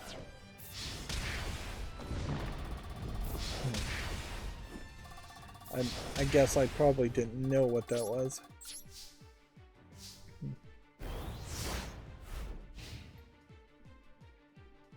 I was going to keep an eye out for other sales too, but I still suspect that there isn't much of a sale that actually is going to happen starting at midnight tonight, as far as the second Prime sale in the year. There's a slickdeals.net offer in which you can get potentially you can get a free calendar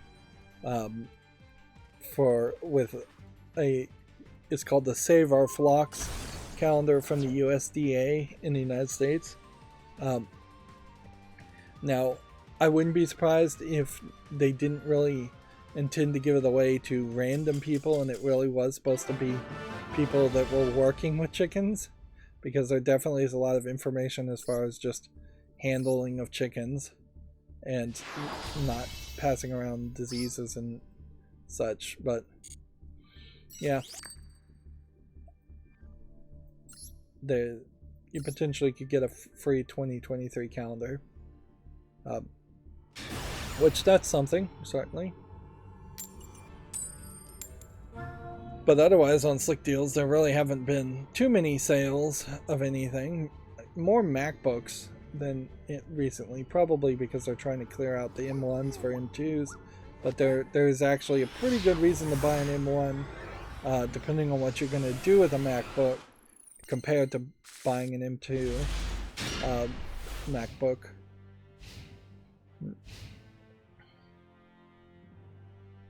But yeah, I'm not really expecting any major good sales.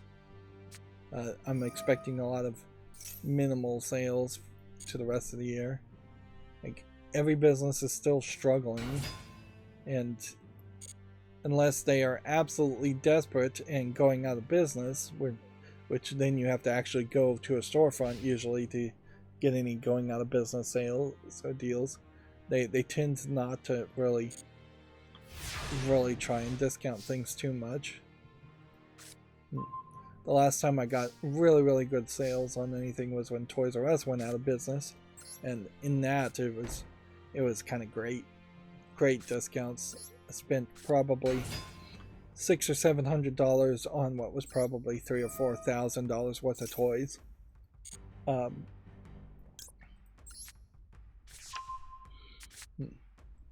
But yeah, also at this point, I wouldn't have any reason to be buying toys from Toys R Us. Legos were already cleaned out of the shelves, things like that. So it was about $3,000 or $4,000 of toys that were just kind of random toys, which that works for younger kids, not so much now. Most of the kids in my life now are old enough that they're going to be handing me wish lists for GameStop and video games, and that's it. Moving on. This probably needs to be the last game I play on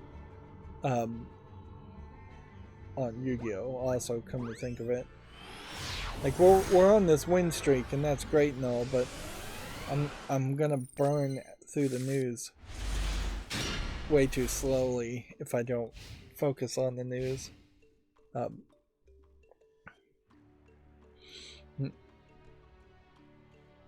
They're saying the Last of Us TV shows Ellie hasn't played the game and was encouraged not to. Our co-star Pedro Pascal kept a similar distance from the source material. It definitely seems like I think I heard it confirmed that the events of the Last of Us TV show is pretty much going to focus at least halfway on the events before the game starts. Which basically means they're a completely different story, and I don't know if they plan on getting to the point where the video game starts at the end of season 1 or potentially at the end of potentially the 5th season of The Last of Us. And I severely would question any guarantees of even a 2nd season, let alone a 5th season.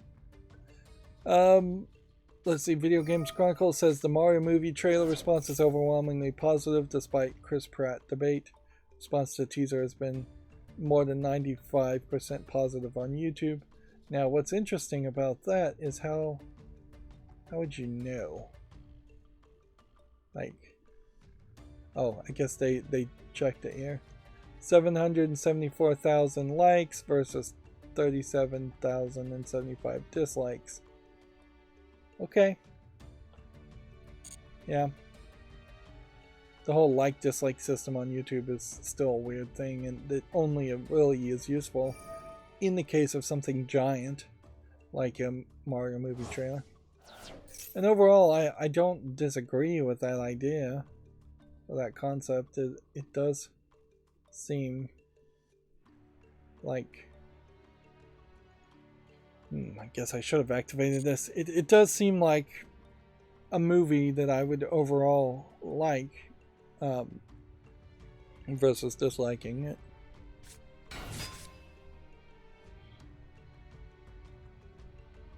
I guess the question would become, should I activate this now? And I guess the answer is yes, because his strategy seems to be very much destroying cards and adding to the graveyard.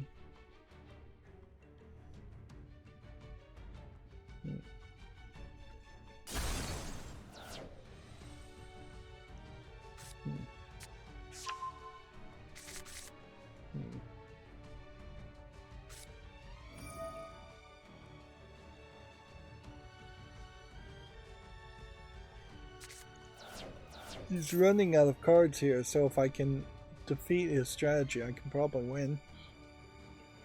Moving on, Modern Warfare 2 will seemingly require a phone number like Overwatch did. Or does, Overwatch 2. Apparently, Microsoft generated $2.9 billion from Xbox Game Pass last year, regulatory documents are suggesting. This is interesting how what they're choosing to really highlight as far as Game Pass games, and that it is maybe an Ages of Empires game, and then the Double Fine game, which I can't even remember the name of it, and then Grounded and Minecraft Dungeons, it looks like, and then Flight Simulator.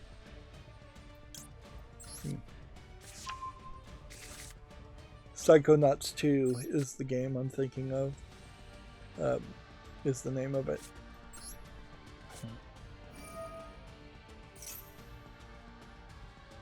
But yeah, there definitely are more AAA games on Game Pass, but they've actively chosen to only show Microsoft-owned properties in the logo. That way they know they'll never lose the license on it, which is fairly smart.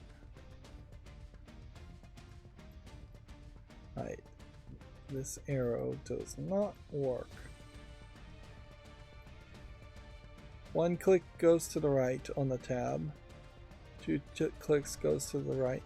So you have to either click very slow, because a double click seems to shift it completely.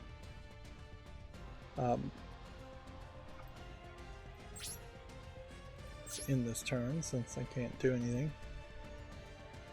Let's see. 2K has confirmed that some user data was stolen in a recent hack and put up for sale, including email addresses, gamer tags, and console details. Which, yeah, that does seem like that was going to happen. As soon as anybody says, well, there might be a breach, but for safety's sake, you should probably change your password, that almost certainly means there was a breach and they know about it, and that you should change your password.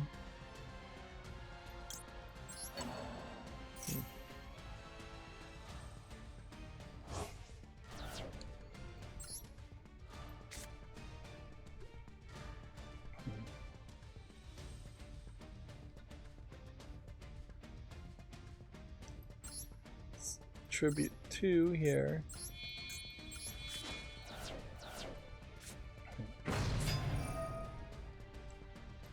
Return that to the deck.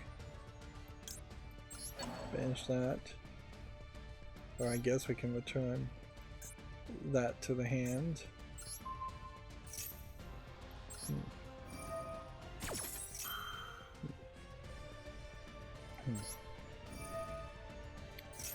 Yeah, and I just ate a bit of cheese. I didn't eat a full muffin for breakfast. So I'm gonna start getting hungry again here too. Man, it is crazy how much I kind of eat and then go to the bathroom and then eat and then go to the bathroom. It is much closer to a baby being fed every couple hours than I think sticking to 3 meals a day. It used to be the tradition of 1 meal a day, so there really is no actual rule, but as long as you're getting the appropriate amount of calories per day, you should eat when you're hungry. But yeah, I definitely would lean into something like Soylent, where you could just drink a meal and make it very quick, and that would be your 1 meal a day. But I wouldn't really enjoy that lifestyle very much, and it is almost certainly not going to work for somebody who enjoys eating. Then our final Video Games Chronicle article is one we already talked about. Square Enix Montreal being rebranded as Studio Onoma. which I still feel like is probably a pretty bad name. And that brings us to our Gamatsu article. We have a One Piece Alabasta trailer. Serious Sam Siberian Mayhem is now available for the PS5 and Xbox Series. This was first released for PC in January, and it's pretty shocking that there would have been a Serious Sam game from Crow Team and I wouldn't have even heard about it. Also, I kind of feel like it is a shame that Crow Team isn't just making more Talos Principle games. Like, it doesn't feel like we're going to get a sequel to the Talos Principle anytime soon. It would have had to have been fairly ambitious if you did make a sequel to the Talos Principle, but you could have made a prequel or side game fairly easily. At some point, apparently, Devolver Digital became the publisher for Crow Team, it looks like. And it seems like Time Like Studio was also involved in the development of this game, so I guess there's a question as to whether Crow Team even can make Serious Sam games these days. I'm not sure if Serious Sam games ever made it to the rank of anything other than being a B-tier Duke Nukem series or B-tier Wolfenstein series.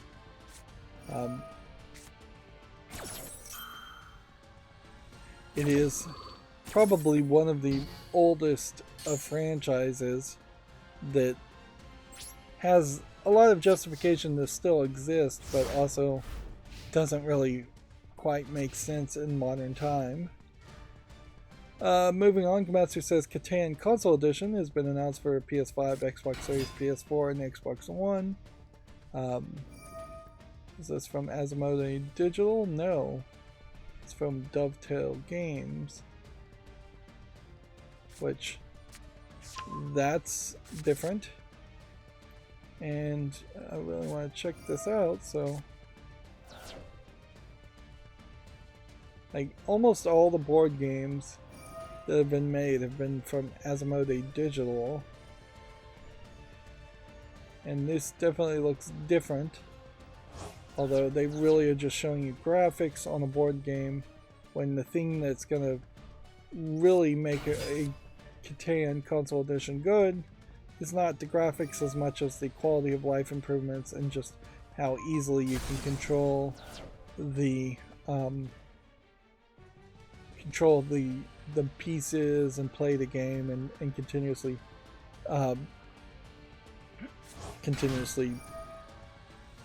play over and over again or play multiplayer online. Catan in particular is very much a party game for multiple people. It's not a game you can play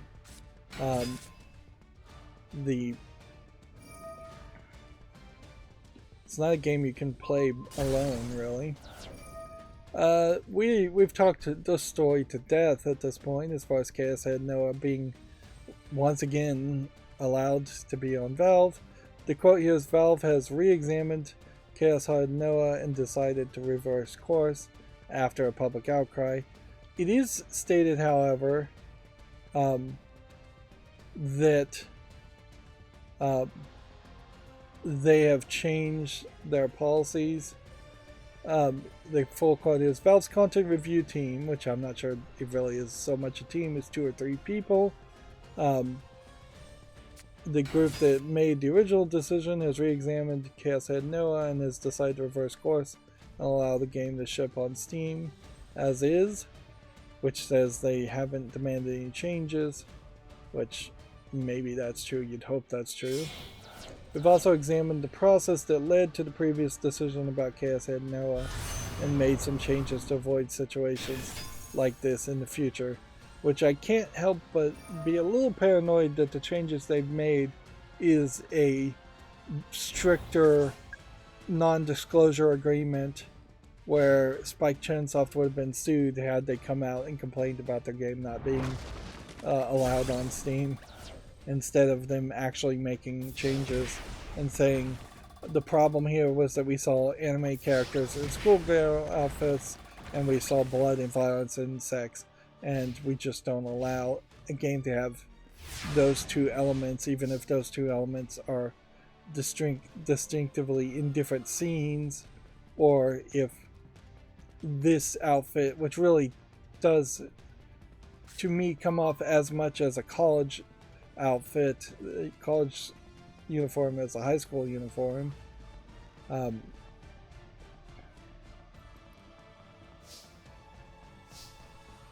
The quote from Spike Chunsoft here is, "We believe this decision is the result of unwavering support from the fans of the Science Adventure series," which I guess there's a whole series, so I probably should investigate that before I try to play Gat's Head Noah, as well as all the players who are eagerly awaiting the release of the title. Your voices have been heard. We sincerely appreciate your commitment. We look forward to your continued support of Spike Chunsoft and the Science Adventure series.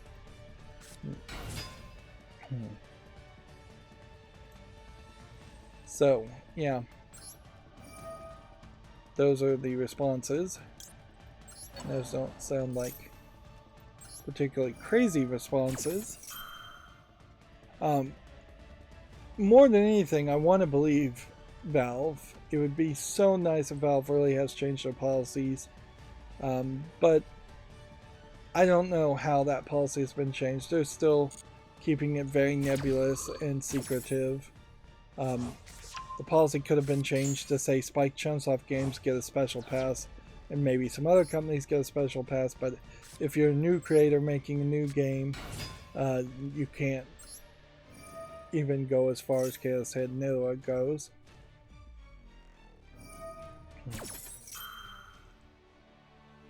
But yeah, without any actual details, we just don't know what the truth is, or what the truth could be.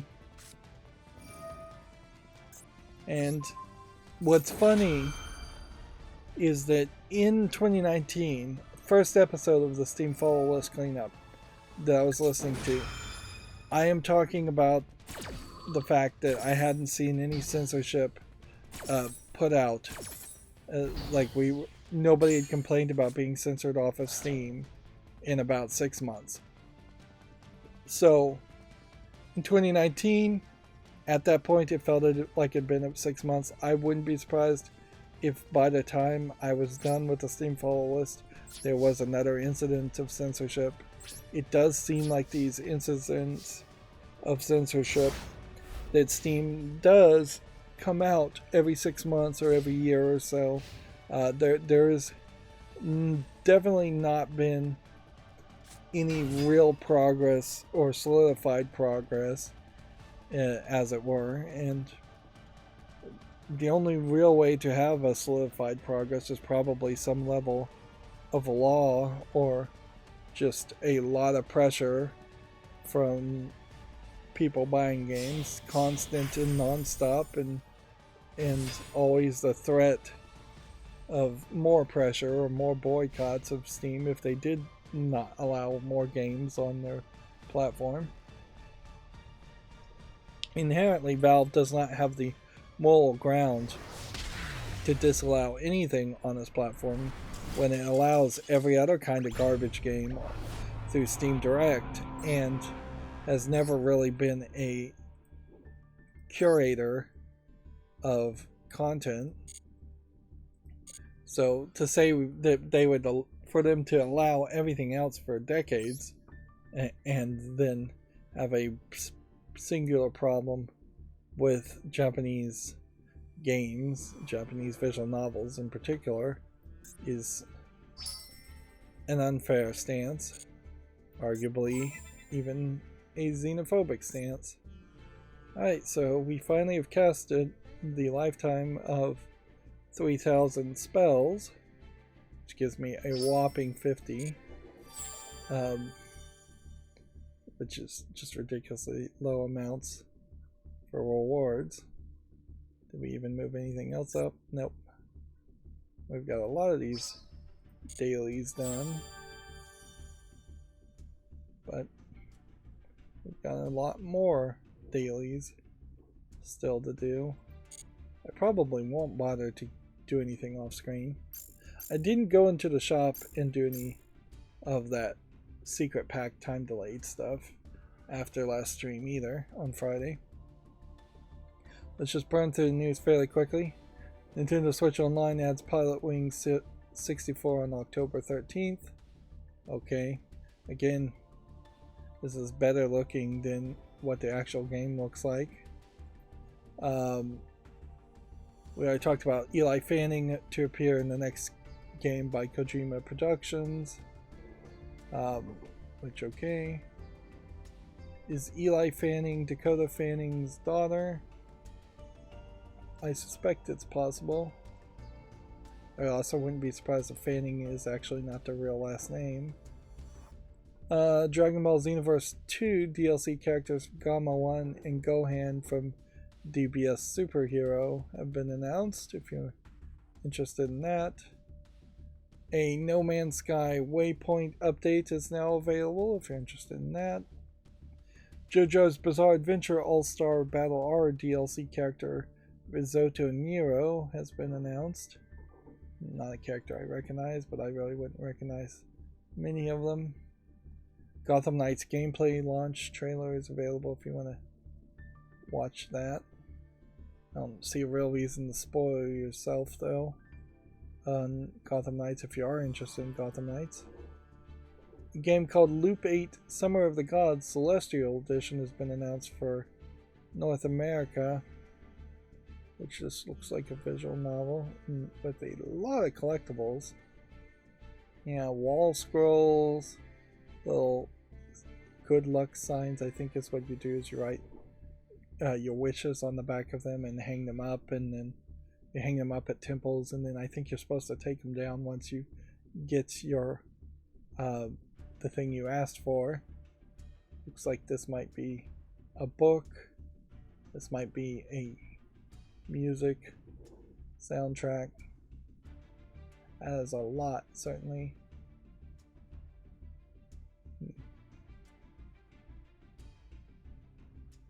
I guess there's no...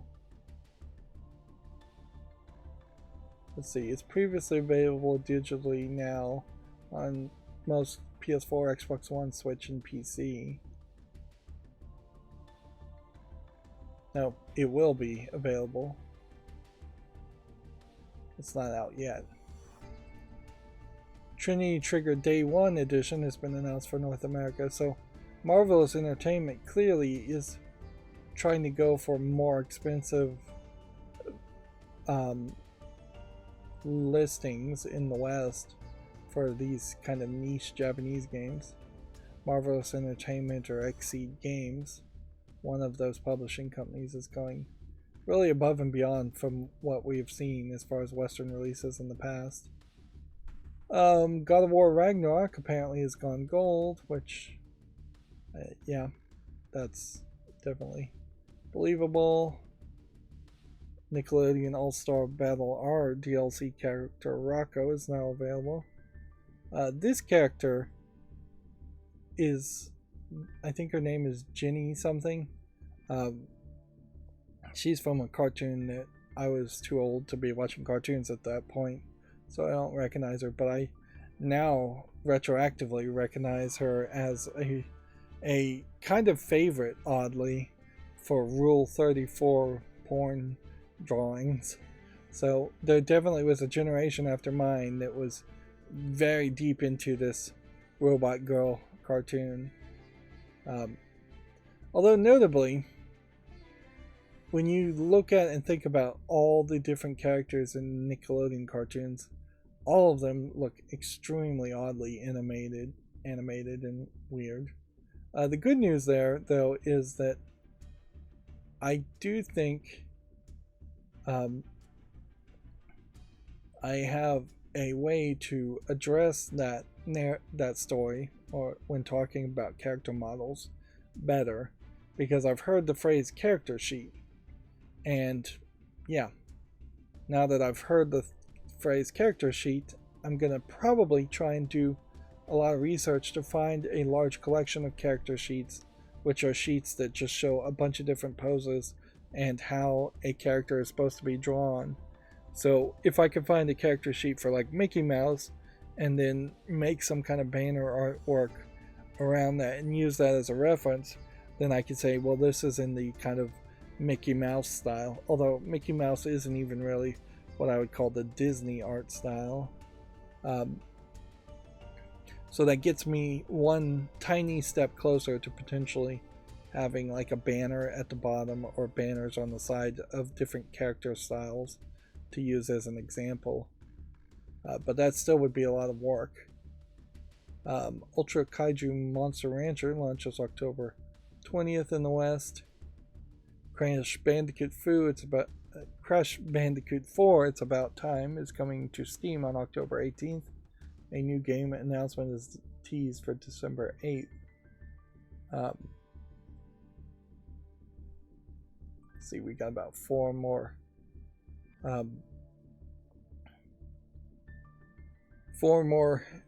Gematsu articles, and then there might be something wrong with the tabs that were open for games that came out on Steam.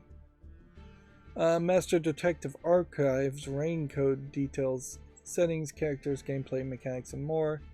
This is the spiritual successor to Danganronpa that is trying to be more ambitious, I think, set in a different world, probably a little less crazy. Definitely feels like you're interacting more with people and you're not just going to have a collection of 12 kids trapped in a school alone. And while the kind of gameplay mechanics during the trials might be fairly similar to what happens in this game, I think there's probably going to be more of a secondary gameplay mechanic that is something more than just walking around talking to people. These are character drawings that are really zoomed in this case. So because the page is zoomed in, I can't actually get a single image of any of these characters on screen. Each of these characters very distinctively different in that anime style to be fairly recognizable. And see, this is exactly what's wrong with Sexy Brutale, is that there just isn't something like this when you're having text on the screen. It's just a little pop-up over the head of the characters, on top of which the characters in Sexy Brutale are not anywhere this big. They are these kind of tiny chibi characters with masks over their face so they don't have to animate lip flap.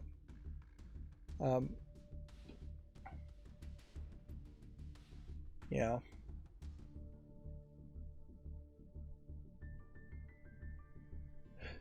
That's a lot of screenshots, to say the least. I am interested in Raincode, but honestly I probably wouldn't want to play it until I am through the Danganronpa series, which will take a while. A game called Yuki Yana is a Hero, Hana Yugi no Kiramiki, is coming to consoles. Apparently, it was a smartphone game that ended service, now going to consoles. These characters definitely look like a collection of Magic Girl characters and just like parodies of I forget the name of that anime in particular, and even that anime was a parody of Magical Girl stories anyways.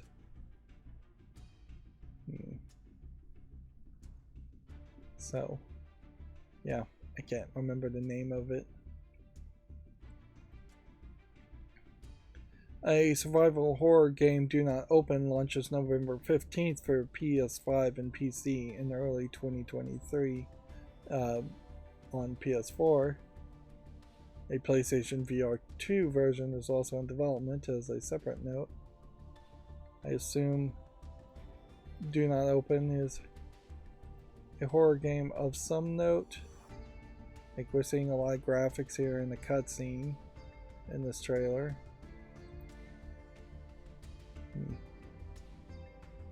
The trailer definitely could be misrepresentative of what the actual final product looks like, but there's definitely a level of ambition in this trailer that you don't see anyways. And see, now I know this pop-up button is something that's being added because it's blurred too in the video as far as the mini player button. So that's something I need to investigate and turn off. And I just didn't get around to it. And then the Wild Hearts hands-on preview and gameplay is available. Alright, let's see what went wrong with these tabs. Nothing. Okay.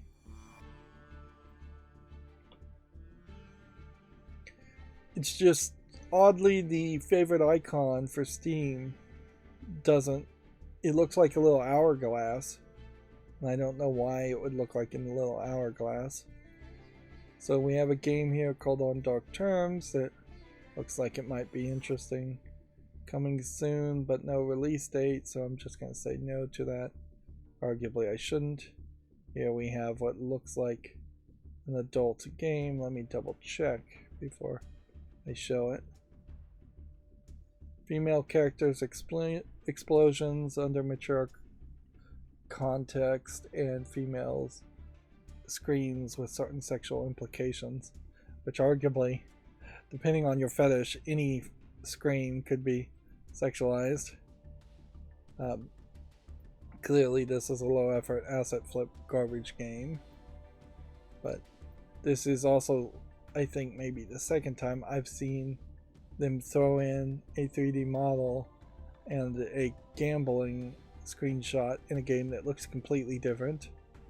Here we just have a almost naked thumbnail lady for no reason.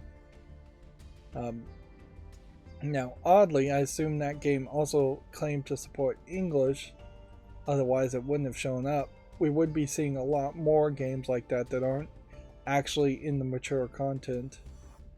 Super Peepo is an online multiplayer. I think I'm going to say no to this. Well, you know what? It probably deserves a short if we're just going to go crazy with shorts. But yeah, we would definitely be seeing a lot more Chinese only games. This one has no release date.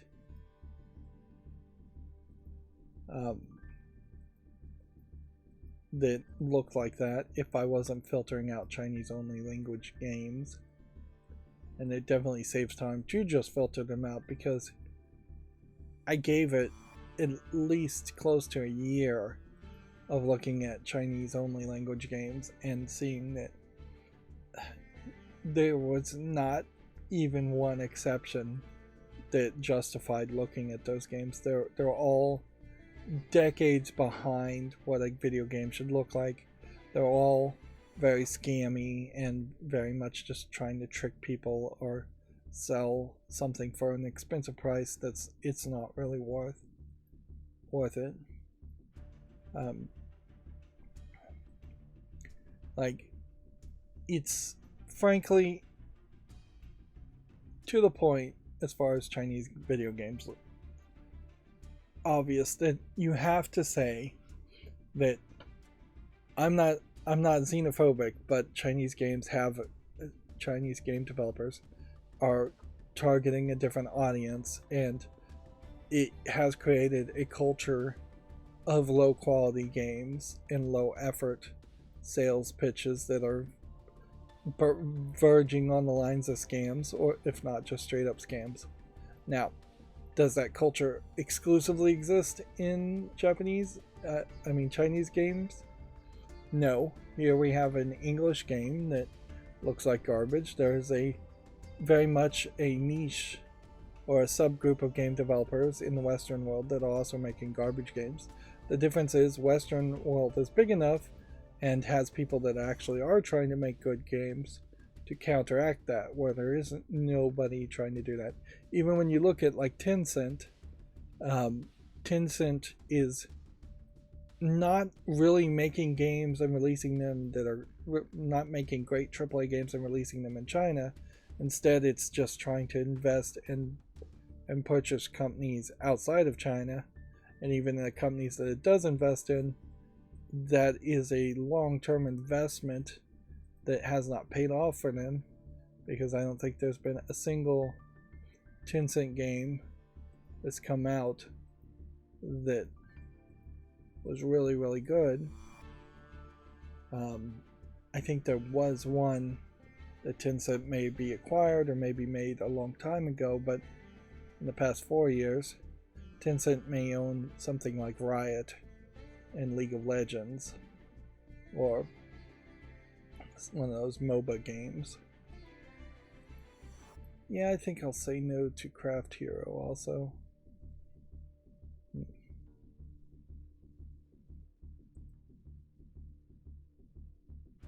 That didn't close the right tab, I don't think. Then we have a game called Thunderbird. Shoot 'em up.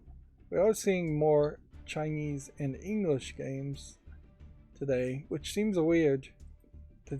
Like, I would think that they were right in the middle of Golden Week, and I wouldn't have expected to see more Asian games coming out during, or Chinese or Japanese games coming out during Golden Week. I would have expected less. This game called Strategy is too simplistically named to say yes to.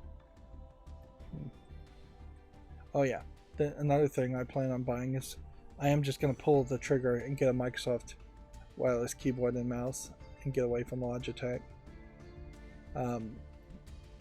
keyboards and mouses. It's time to try something different. I've had Logitech controllers for a long time, but I don't know if their quality has improved over that time or if it has actually gotten worse. That was a prologue, so no to that. And half of these screenshots feel like they're being blurred by my plugin, but that's just not the case. These are just blurry screenshots, and I don't see a reason why that would be the case. Alright, so here we have, for today, a game called Jump Warrior, which is tagged with sexual content. Let me see if the screenshots are all YouTube family friendly.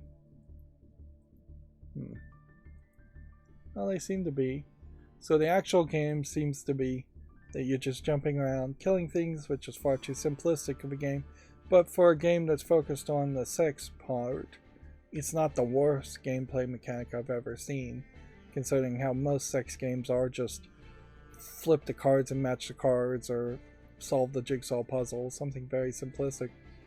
Seems like you may have special attacks where your anime waifu character with far too large of breasts for that body frame shows up and does a special attack. Again, coming soon, no release date, English only. This is definitely an example of giving up halfway through the development of your game, because Jump Warrior as a game looks like it could have been the beginning of something, or at least a mobile game experience, and then all of a sudden they're just throwing in anime waifus, although I don't even know if you really would call this an anime art style so much as just a flat 2D art style, maybe slightly inspired by anime, but maybe not too inspired at all, because yeah, this is an English language game. There isn't so this is a Western game that is allowed on Steam, so one in the column for Western games today, I suppose.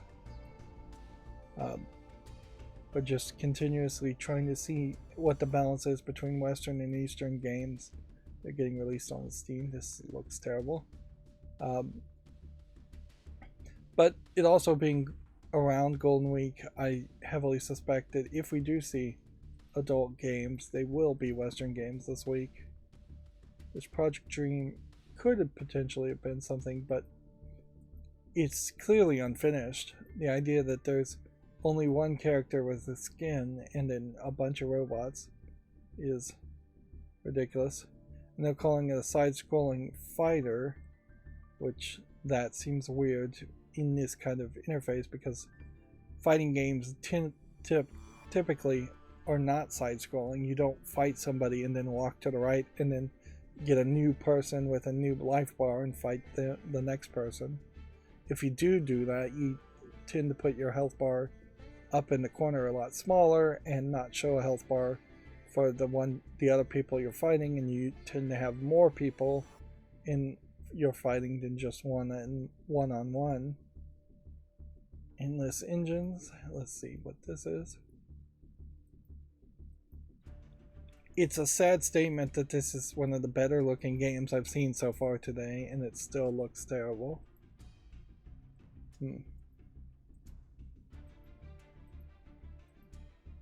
So, are we potentially seeing a flood of extra games that would have in the past been not allowed on Steam because Steam has changed their policy, and that we're just seeing an immediate change in quality? Is this potentially Steam trying to punish people like me, or pretty much just me, as I'm probably the only person who looks at all the games that come out on Steam? Or is this just a coincidence because it's over the weekend? But we are seeing a lot of garbage. Here we have another adult game called Sweety, Sweety Kitty. Could be sweaty, but I would assume that would be Sweaty. Maybe I'm misspelling that wrong. It is a square slide puzzle with flat cat girls being depicted. Images like this. It kind of has almost a soft brush stroke feel to a lot of the images. But again, English only. It's coming soon with no release date, and that is also certainly a question here, is that are there a lot of games that say they're coming soon to Steam and then they never actually come out on Steam? But again, that's two games in the Western category, or one game in the Western category and one in the furry category, although arguably a cat girl alone doesn't quite go far enough to really be a furry in my mind, a furry game. They have to look more animalistic to really be a furry in my mind. But we're still at 0 in as far as any Eastern adult games. But the numbers are also so small that it's only over a very long period of time that you start to get a feeling of what the average is. Let's see. This too looks like this might be a adult game, but it isn't. It's just a English-German point-and-click adventure game. It doesn't, I think, have enough polish. This may be a case where these are just blurred. I can see the videos being blurred, but just not loading at all in this case. But I don't see why then other screenshots would feel a little bit blurred. I wonder if perhaps Steam has implemented a new bandwidth limiting feature. Instead of stopping you from opening a bunch of tabs, it actually just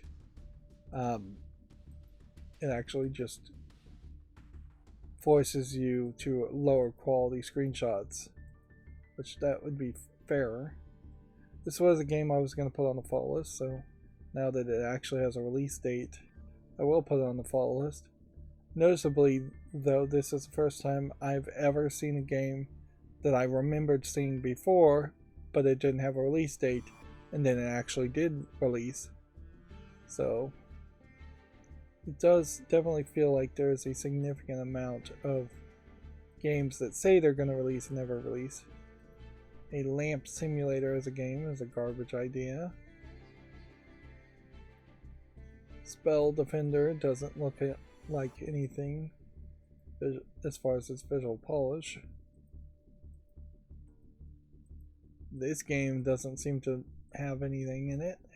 It's like a Fallout Shelter clone. I was looking at games on Android's Google Play Store, and it is shocking how many like Fallout Shelter clones there are. It's just like dozens and dozens of the exact same game. Which is funny because Fallout Shelter is not even that good of a game. It's too microtransaction laden. I wouldn't be upset with this being kind of a unique art style, but as a visual novel, it seems like there's not much here, and it seems like there literally is just this one image for the entire game. It is free, so if you want to play Trapped with Jester, it says it has full audio. I don't know if I really believe that. It says fully voiced though, although it also has only 1,000 words, where you would expect closer to 20,000 words in a visual novel. So it's going to be incredibly short. D&D Adventure Rogue's Choice. Looks like it's probably too text-based for a game that I'd want to play. Man, we didn't end up with any games worth mentioning at all today. Like, maybe one YouTube short, which that works perfectly fine for me. I've got plenty of YouTube shorts already to make and post, but yeah, it's not particularly a busy time as far as games coming out, and it won't be really until closer to Black Friday. Like October is kind of the month to go lazy. If you're going to see any games, it's probably going to be horror games, and that was just like everything. So now we're at the GameDeveloper.com articles, and some of these we've already covered. Strawberry Studios announcing a return to game publishing. Platinum Games CEO confirms the studio will continue making live service games, even with the incoming closure of Babylon's Fall. Platinum Games CEO says that the live services will continue to be a part of the developer's future. I imagine he's got a game already in development that he needs to support, but Platinum Games' failure of Babylon's Fall probably stings greatly.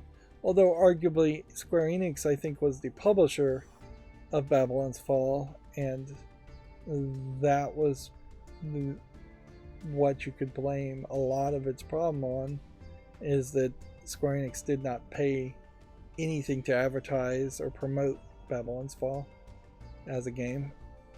Pretty much, they announced the game, never made it clear what the game was. They released the game, it was never really good or playable, which that would fall on Platinum Games, and then they canceled the game in an incredibly short amount of time.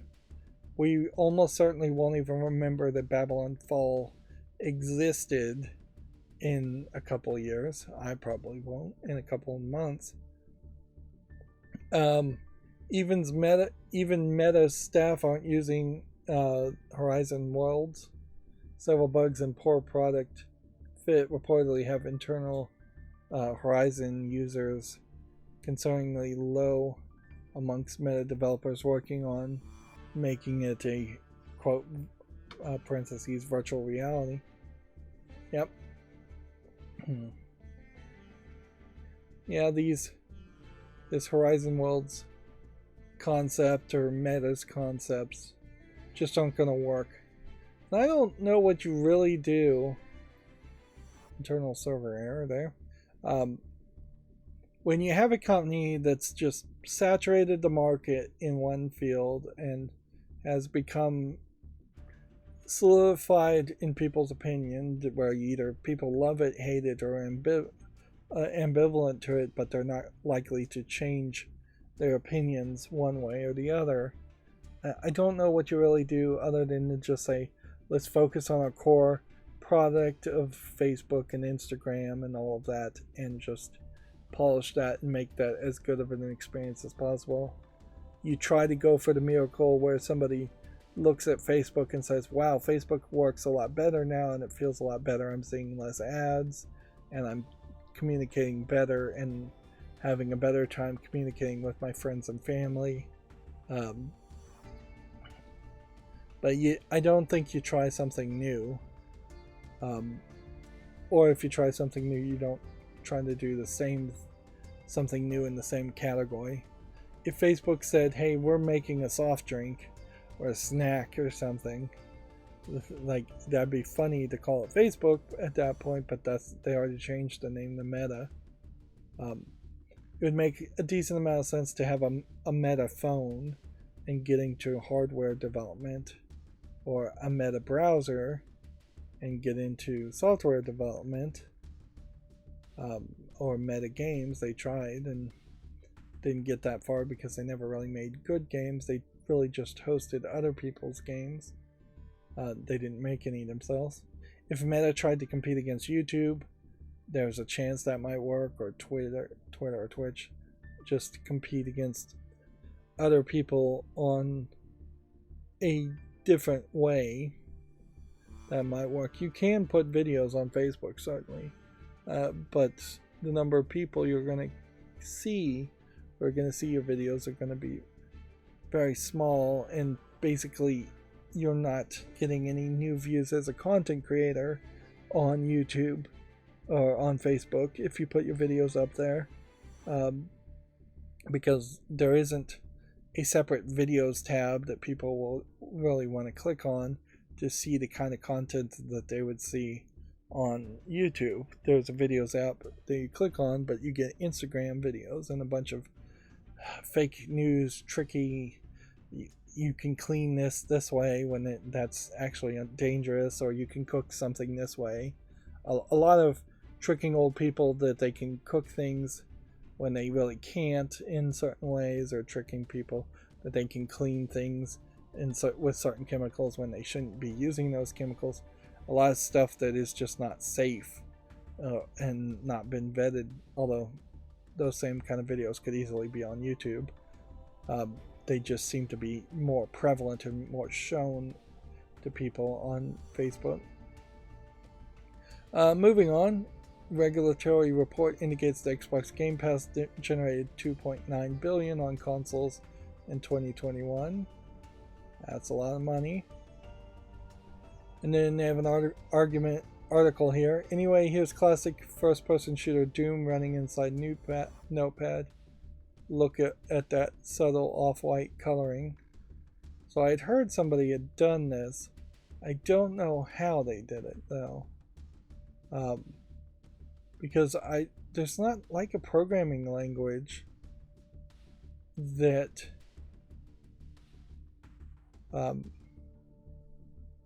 there's not like a programming language in Notepad.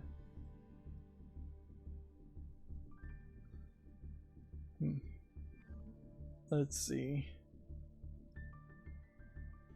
The footage isn't sped up and they didn't modify the code of Notepad exe, so I have no idea how it would be playable. It would almost have to be a Easter egg in Notepad that changed something there.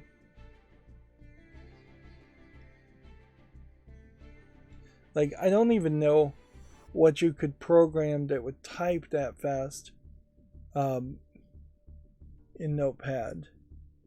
Because, yeah, you would assume the trick to doing this would almost certainly start with a Python program that is just typing the text and then hitting backspace and deleting everything, or hitting Control-Alt and deleting everything really fast.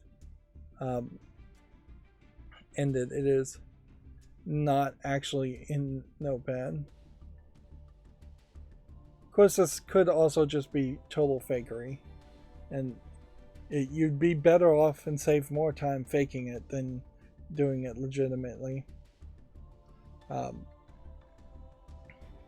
yeah, that's the only way I can imagine you'd work this, is that there has to be some kind of third-party software that is typing in Notepad and also watching your key presses and inputs, and that Notepad itself is not actually doing anything other than being the canvas, unless there is some kind of Easter egg in Notepad that I'm unaware of, or there is some kind of programming language that you can encode things in Notepad that I'm not aware of, and I doubt Notepad actually has any of that.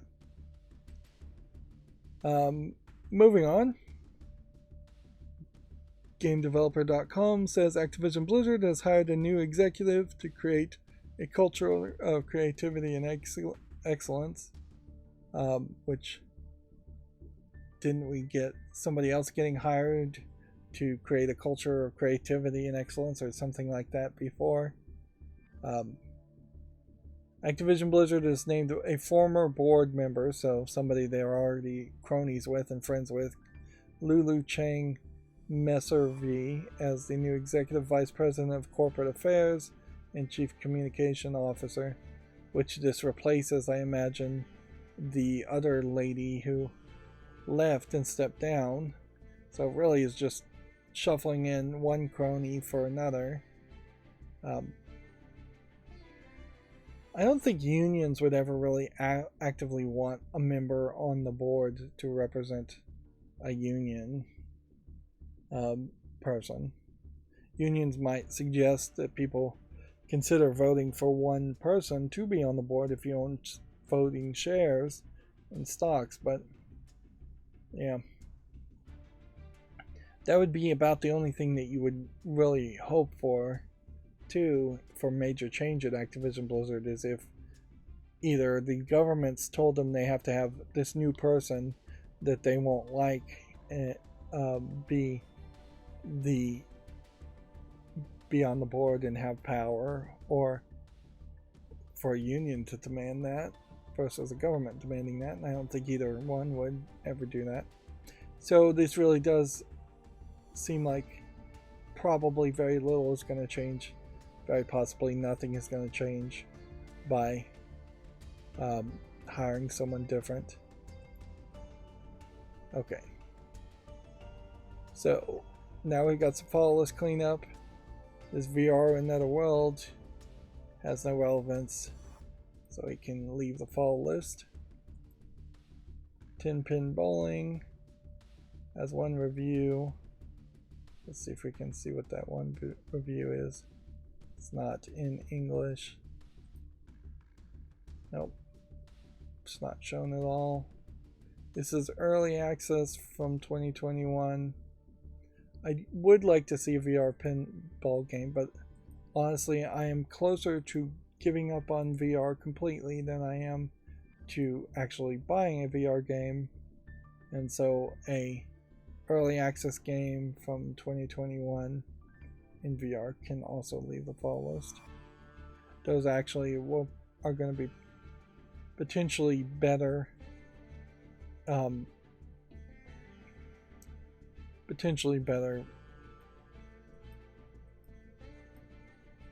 am I trying to say? Bad VR games are easy to get rid of at this point, or a little bit easier to get rid of.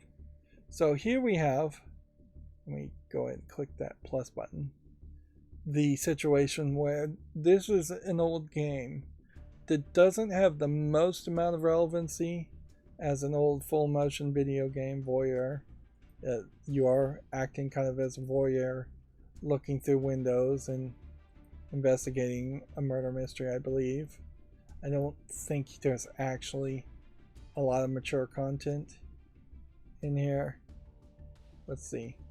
Mild, non-explicit sexual content, characters in skimpy clothing, adult language, and other mature themes. And then it kind of describes the entire game. And yeah, apparently an actress was in it from Twin Peaks.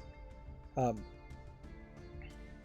so there is an odd relevancy here with it not being really relevant. This was originally one of the Philips CDI games, of which there was very few Philips CDI games in general, and very few people who bought a Philips CDI in the first place.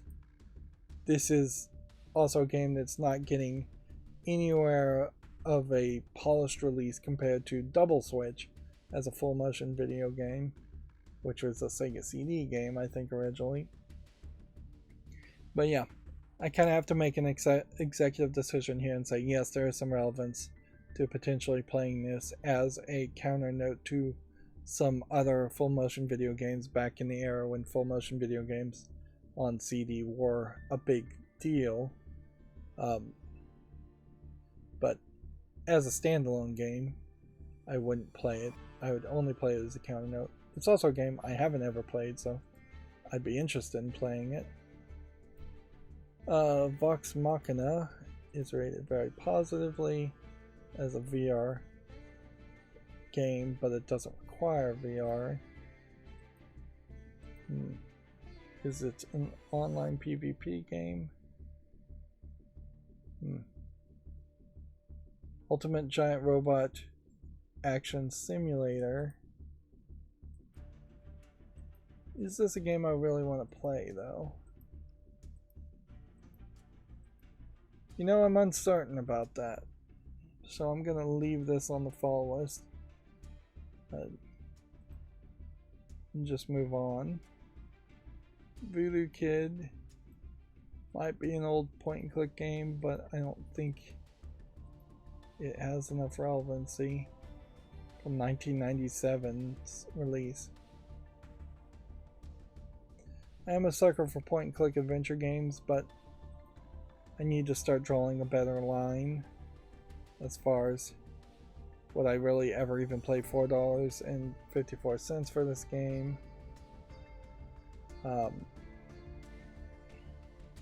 And I think the answer here should be no. If I get desperate at some point in the future and need more point and click adventure games, I can always search the point and click tab and go back and reevaluate that. Meanwhile, exact opposite situation here with Voodoo Detective, where the animation looks better and it is a much more modern game. It's overwhelmingly positive, so we'll put that on the wish list.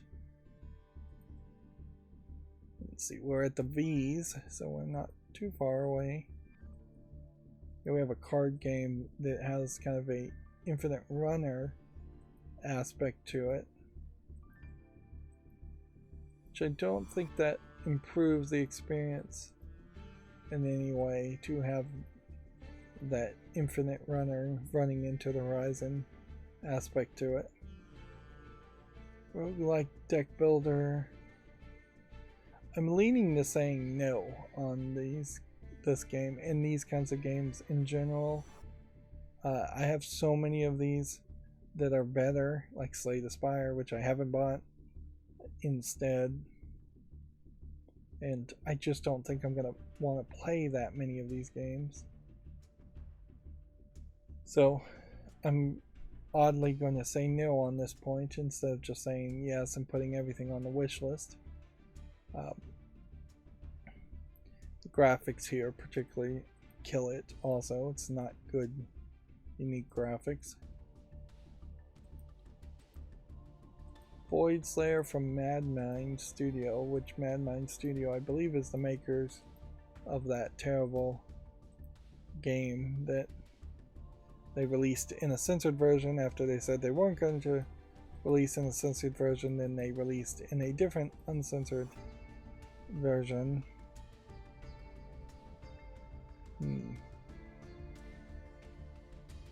Fast-paced shooter with unique twists where the arena is also your health. Armed only with magical gloves, fight through countless hordes of enemies, advance the power, and fight to avoid falling into the void.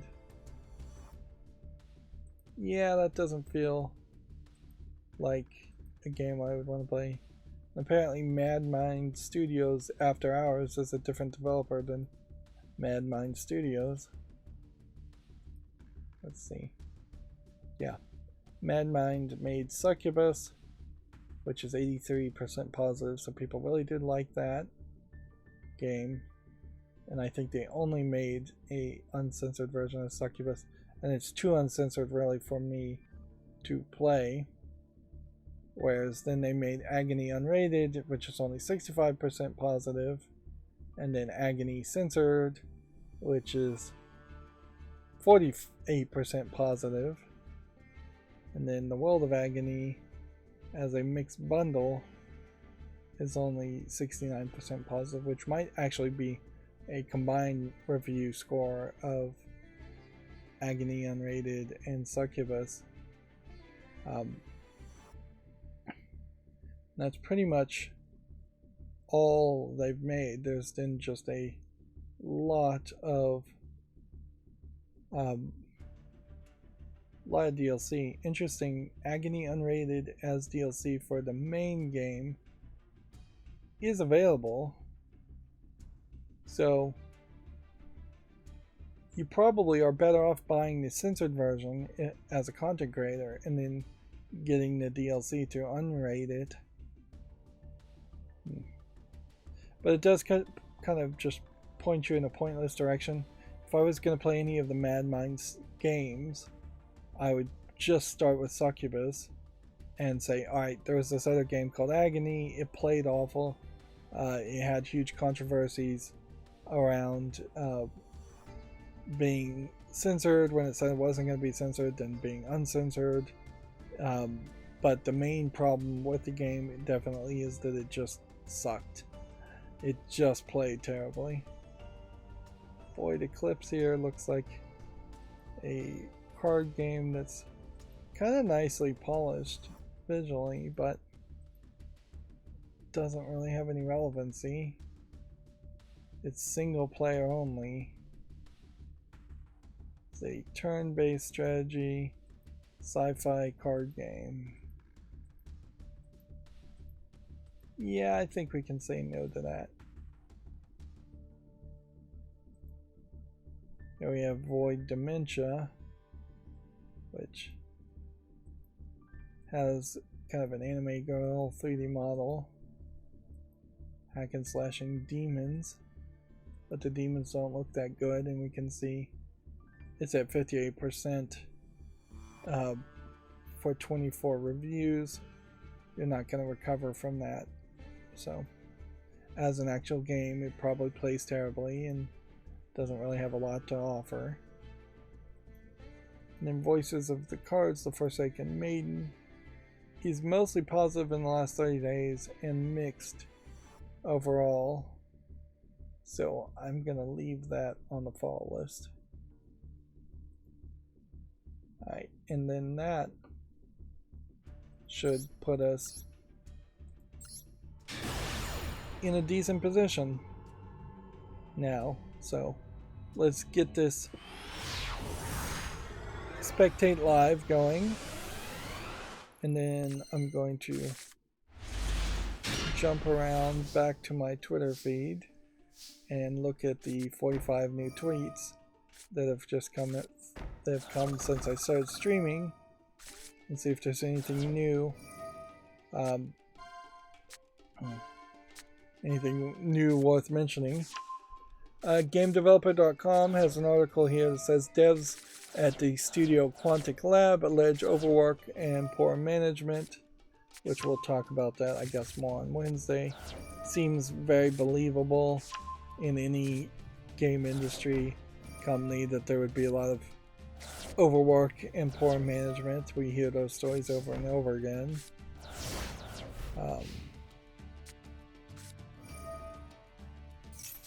Let's see. Apparently TwitchCon happened. I've totally forgotten that that was a thing. I guess one thing to mention out, though, is that at the very least, we haven't heard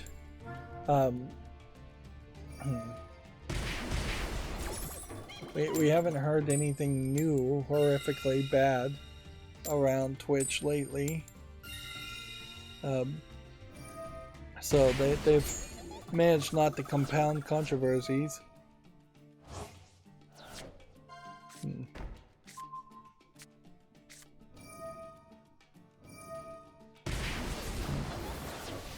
Apparently, according to YouTube, it's World Mental Health Day, which YouTube probably shouldn't mention that since they are the cause of, I think, a significant amount of mental health problems amongst its content creators and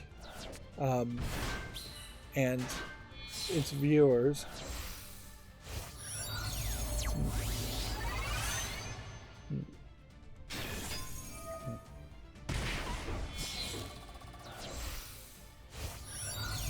No, I think that was all the tweets worth mentioning now.